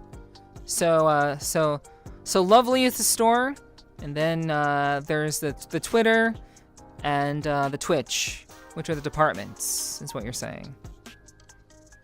Gotcha, okay. And you try to create different experiences based on those platforms, which I think is reasonable to do. Other stuff soon, okay, cool. Yeah, I too have a I understand the need to diversify. And it's that need to diversify, to have those different departments is what's really driving me now. I don't think it's unconventional, but I've taken what I think is an unconventional route compared to my peers. I do one VRChat stream, and then I do a hardcore video game stream, from some RPG that is or a game that's really hardcore, like Armored Core 6, for example. I played Armored Core 6. That was one of the first games I played when I got my 2D model. So I did that, and then I have pixel games that I play, because I like pixel games with good story. So I do pixel games / voiceover stuff on Sundays, and then Monday, Tuesday, or Wednesday I do ASMR. with a very kind of relaxing game in the background. So like I understand the need to kind of diversify. You're trying to create an experience during like each department. Each department should be an experience, I would say. Like don't you I do wonder, how do you keep mute dancing fresh for you? Because so do you stream only VRChat, by the way?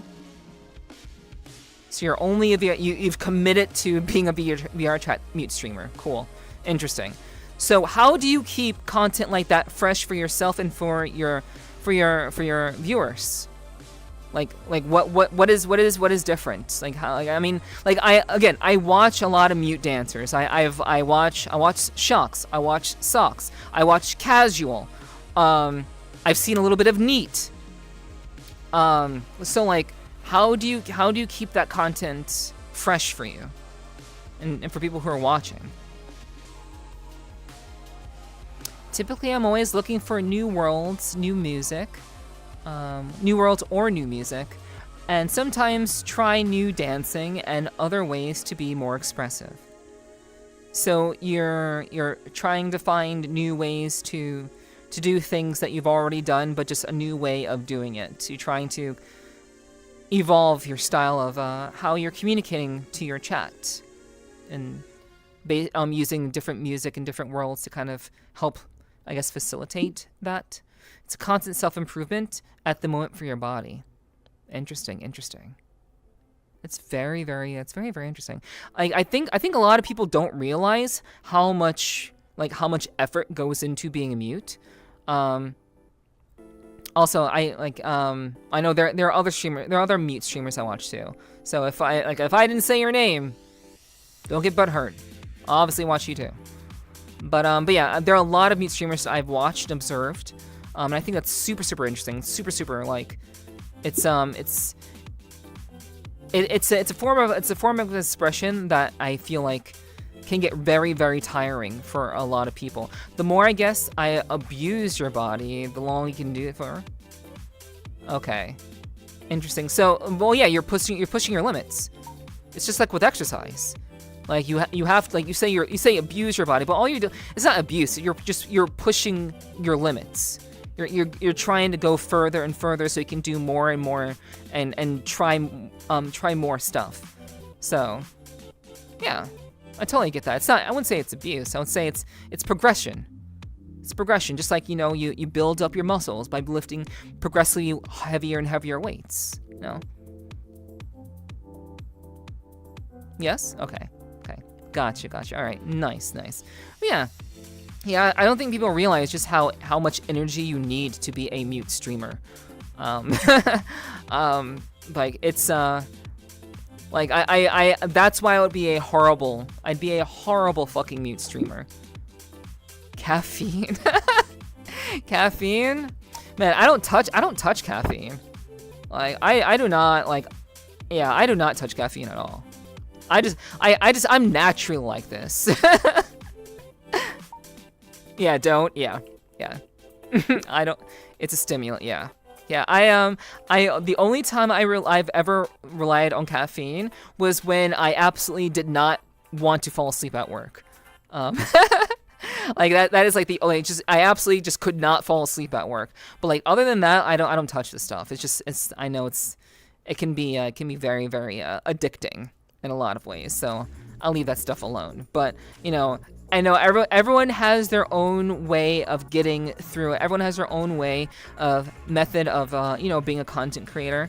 And again, like what you're doing is pretty fucking awesome. So like you're doing really great shit, Lovelyy. So I may not be a mute streamer. But I definitely like respect you all the same. But yeah, I most definitely respect you and what you do, Lovelyy. I think it's like I can't help but respect what mutes do, because it's something that I can't do. So because it's something that I can't do, all I can do is respect. I can only show respect, because it's Like I appreciate it as a form of entertainment in VRChat. It is not my style of entertainment, but I know there are a lot of people who do that kind of entertainment, and it's really because like it's funny that you say that mutes are kind of like they're becoming like a dying breed of sorts, but like there's still so many people who do it. There's so many content creators who are mutes on this platform. So yeah, I would never have thought that that it would be considered like a dying breed because of just how many of you guys exist.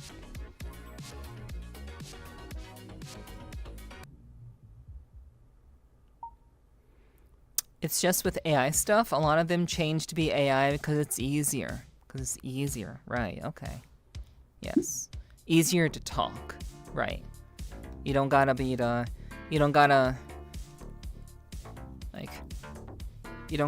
type. Cause man, that's annoying.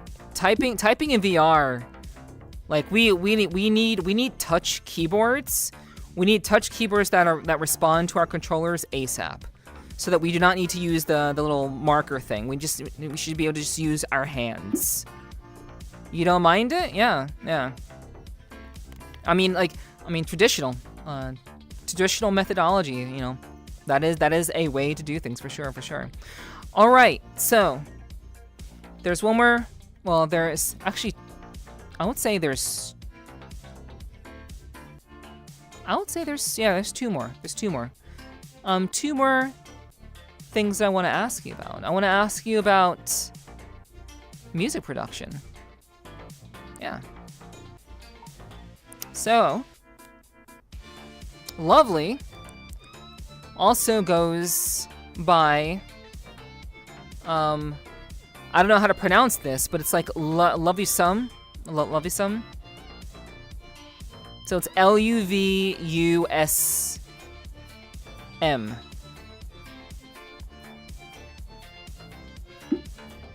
Love you so much. Okay, got you. Okay, that makes sense. Got you. All right. So love you so much. I did listen to your latest album. Was that your first release? Yeah, I listened to it a couple of times. I didn't quite look into your discography. It's your third? Okay.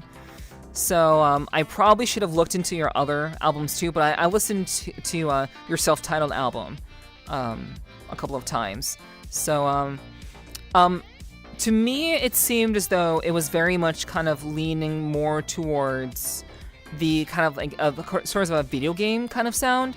Like it seemed like music that you would hear in a video game. Like an indie pixel video game type style. Is that what you were going for, or were you going for something else? A lot of people told you that. Okay, all right. So I'm not crazy. Not what you go for. You just express how you feel about a topic that happened to you. Okay. So you weren't going for a specific sound. You were just expressing yourself. Because I would say there was diversity. There was diversity in the songs that I heard, but it was minor. There was a fair bit of diversity, but with some of the songs, there was a little bit of kind of similar feelings, I want to say, conveyed in some of the songs. Was that intentional, or? Yeah, those were made over a year, and it was supposed to be an EP of 4 songs, but those sounded similar, so you added. Okay, gotcha. So there was some overlap with the song types, because it was supposed to be an EP, but it turned out being an album, so that's why the similarities occurred. Okay, gotcha. All right. So what made you decide to be a music producer? Just sheer curiosity to see if you can do it? Because you're already very ambitious already, and you said that you're very business oriented. Diversifying revenue streams. So did you do it for the money? Did you do it just because you thought that you could do it? What kind of drove you to kind of dive into that, among everything else that you've already done? It's a hobby to dump depression. Jeez, okay, wow. I mean, music can be expressed in a variety of ways, and I think that makes sense. Like, in every type of music has different vibes, different motivations behind them. We may not always know the motivation behind certain songs, but you know, being able to kind of express and convey something and get that out is, I think that's healthy. It's healthy, and it's a very again, like we talked about, you know, channeling negative energy into creative energy. And that's just kind of another way that you're doing that, it seems.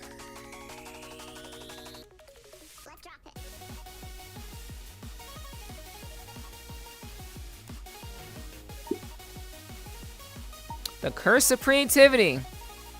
I know. Trust me, I know.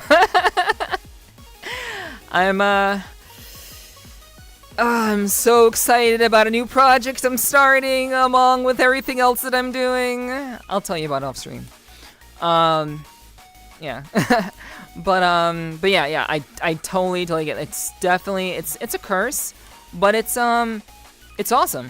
Like, it feels like there's no limit to what can be done. There's no limit to what can be done.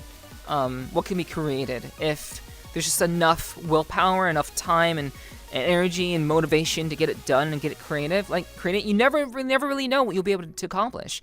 But like, a lot of people kind of stay afraid. They stay in their own safe bubble, and they don't really get into, like, you know, actually like diving into things.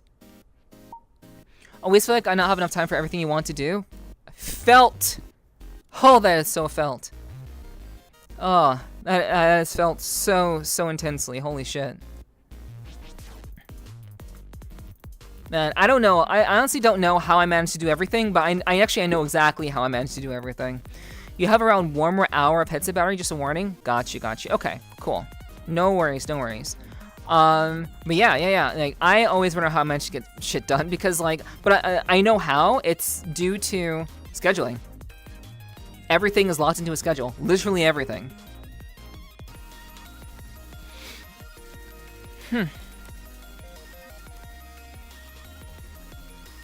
Yeah, that's literally how I get everything done these days. My PC, I have 4 projects open, and you swap between them. Yeah, I keep like, I have like 10 tabs open at any given point in time these days. They're not all project related, but they're all kind of relevant to things that I want to care about, but you know, barely have time to touch. But geez, Premiere, Music, Photoshop, Blender, Unity. Okay, geez, okay, yeah, that's actually just like hardcore shit. I like it. I like that. Like, but like, you gotta stay, like, you stay focused, you stay motivated. You bounce from project to project. You put energy into that. You lose drive on that. You do something else. You just keep jumping until you get it done. Every little bit is a step in the right direction.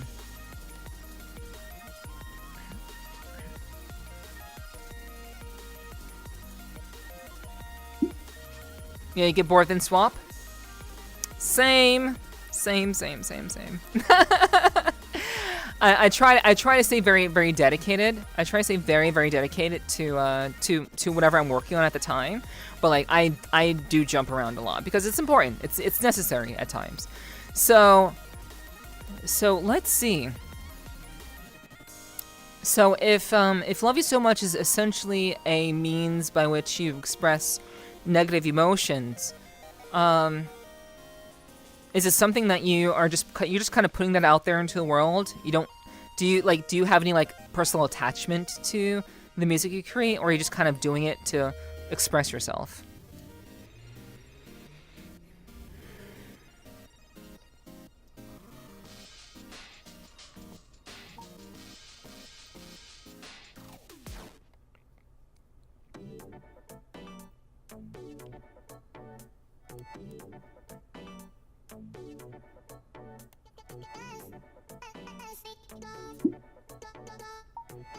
You have attachment. The new album, every song means something to you. Gotcha. Interesting. Okay. What do you hope people take away from your music when they listen to it? Lovely. You don't personally care. Wow, okay. It's just events. All right. So you don't care what people take away from your music. You're just like, this is what it is. Take it or leave it, essentially. All right. Okay. Cool. That's totally fine. But yeah, I want to talk to you a little bit about that. Do you have any desires or plans to maybe like produce more music, or are you you're gonna stick as a producer? It doesn't seem like DJing is up your alley. It doesn't seem like, but like, what about, I guess, more music in the future? What do you think?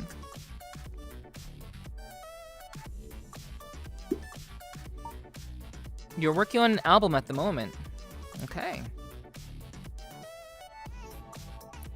Can you give us like a brief description of what working on an album looks like for you?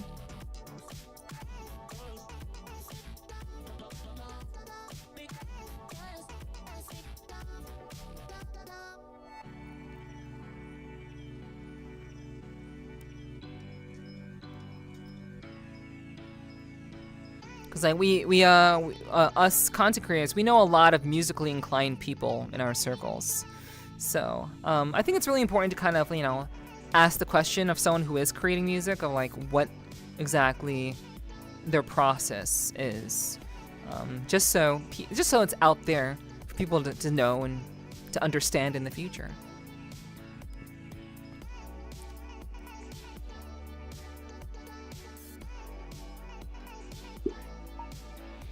I play chords, and then those chords might match, and if they don't, I make a new project for later.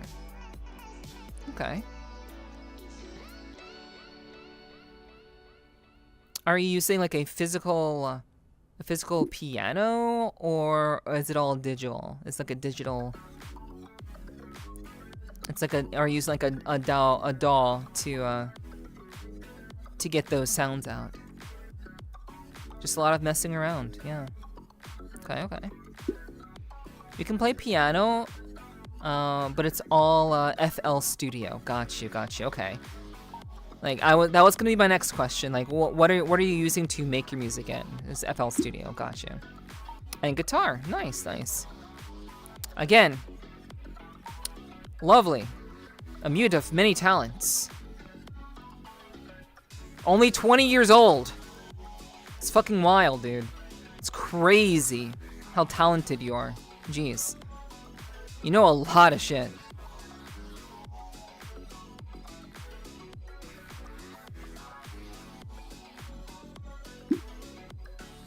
You adulted too young? Yo, I feel that. Same here.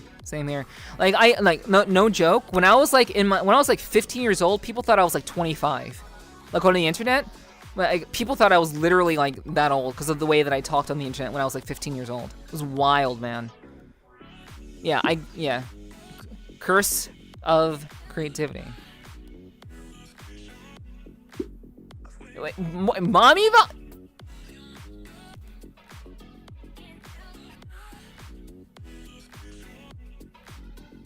I'm gonna ask you about that later. I'll ask you about that later. All right. So I got hit with the mommy vibes again. We're gonna talk about that in the post show. We're doing about that in the post show. All right, so I have one more question for you. Well, two more questions. So, where would you like to be in 2 years from now?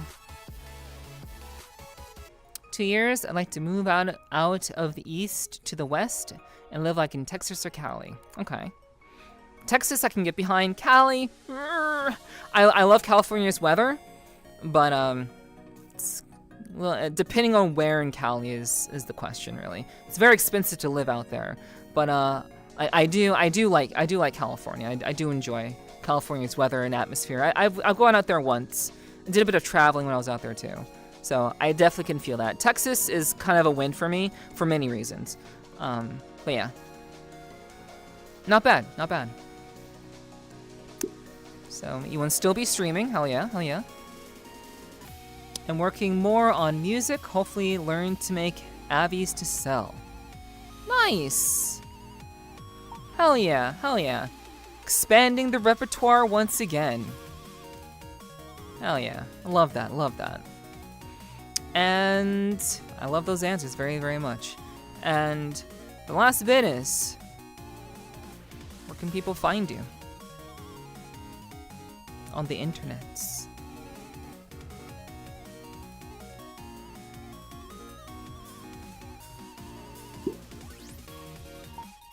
That is incorrect!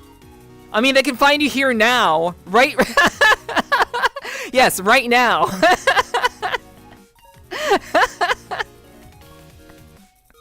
That's cute. I love that. That was adorable. Yes, you can find Lovelyy on my channel, joining me for VRChat streams, dancing around for me, having their sleep schedule completely fucked up because I stream at like, oh, damn, now I don't feel special. Fuck. Now I don't feel special anymore. Blackjacks VR. I interviewed Blackjacks last week.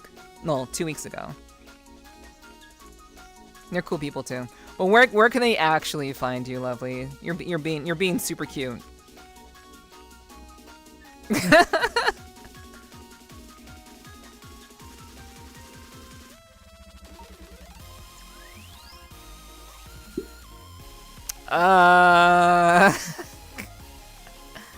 This one. This one.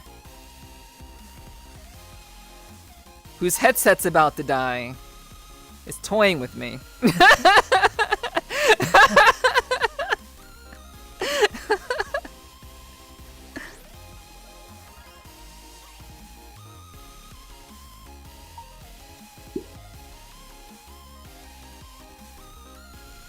Oh my goodness. Yo! Yo!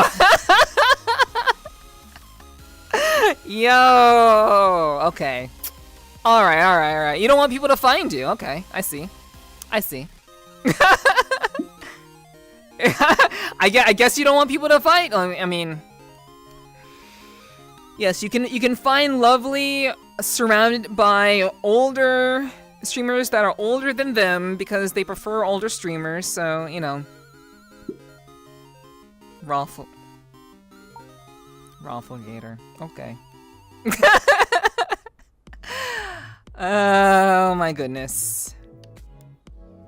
Find you at Rafflegator.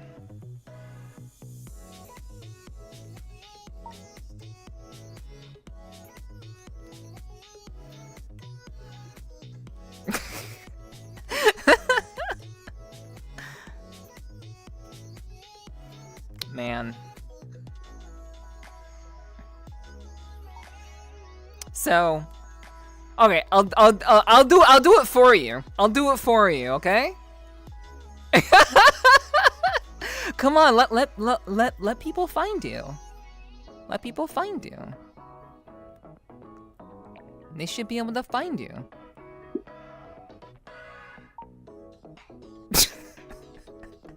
Find these nuts.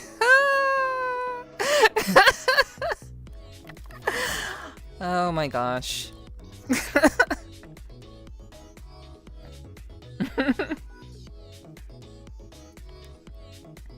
Yeah, I do not remember your Twitter handle. I don't remember your Twitter handle at all. It's the spelling of it is a little confusing for me.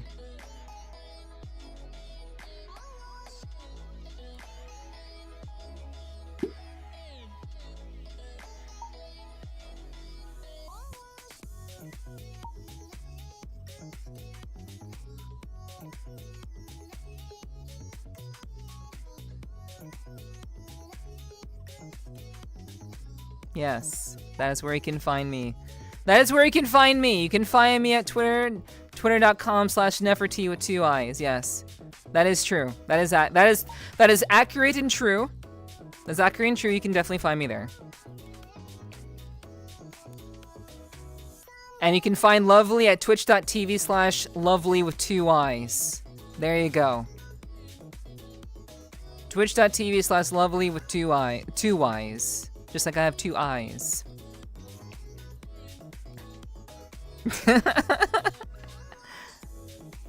What about your Twitter, hon? What about your Twitter?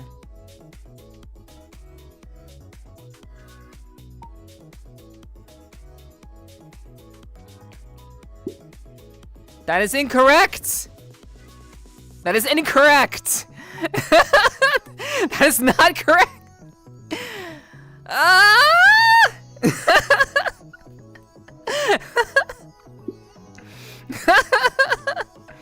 Okay, so Lovelyy apparently doesn't want to be found. Okay.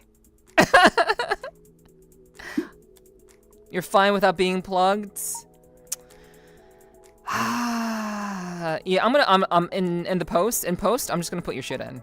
I'm still gonna put it there. I'll find your Twitch handle. I'm still gonna put you in. Not your Twitch. Your Twitter handle. I'll still put you in. That's fine though. That's fine though. I appreciate your humbleness. You're deleting it? No. No. Why would you delete? You just said you use it to create content. You're not gonna delete it. Oh my gosh. You are a hoot. You're a hoot, Lovelyy. Holy shit.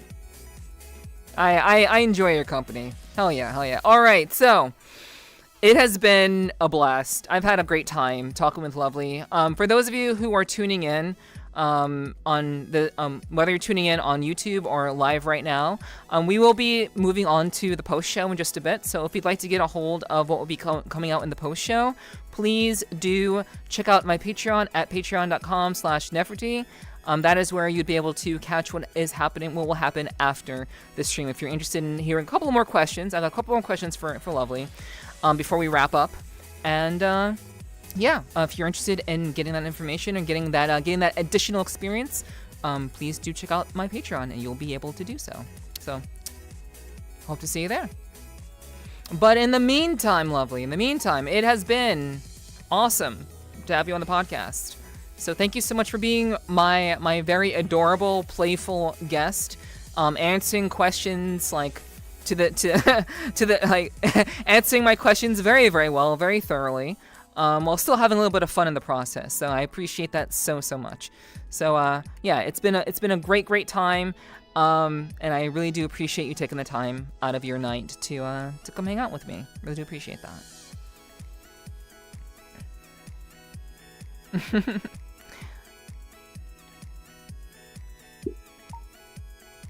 I love you too. I love you too. Head pats. Head pats. Hey, there we go. You're a cutie. Hell yeah. I love that. I love that. All right. And I forgot one additional thing. I was so caught up in Lovelyy's antics. I forgot to say, if you would like to find me on YouTube, you can find me on YouTube at Nepherti with one I. You can find me on YouTube. Obviously, if you're watching this on YouTube, you're already there. So, hey, good job on you. But if you're watching this live, you can find me at Nepherti with one I on YouTube. Also, if you'd like to keep up with updates regarding new episodes and new guests that we'll be having on the podcast, please do check out the Twitter at Sweet Talking Pod. That is on Twitter X. Please do follow that account if you'd like to know more about who is coming up in the future. I always post teasers there, and it'd be awesome to have the account to reach 200 followers. It'd be really, really cool. But probably by the time this comes out, it probably will be 200 followers by the time this comes out. But anyway, your support is always appreciated. Go follow that account. I think you really appreciate it, and I hope you keep up with what's coming up down the line. So, I believe that is everything. So yeah, thank you again so much, Lovelyy, for your time, and we're gonna wrap up the recording, but we're gonna say bye to everyone else on YouTube and continue on the stream. So thank you so much, and we'll be moving to the post show. But for you guys, thank you so much for joining us this evening. We'll see you next time. Take care, and be sure to love yourselves. We'll see you next time. Hey, bye bye.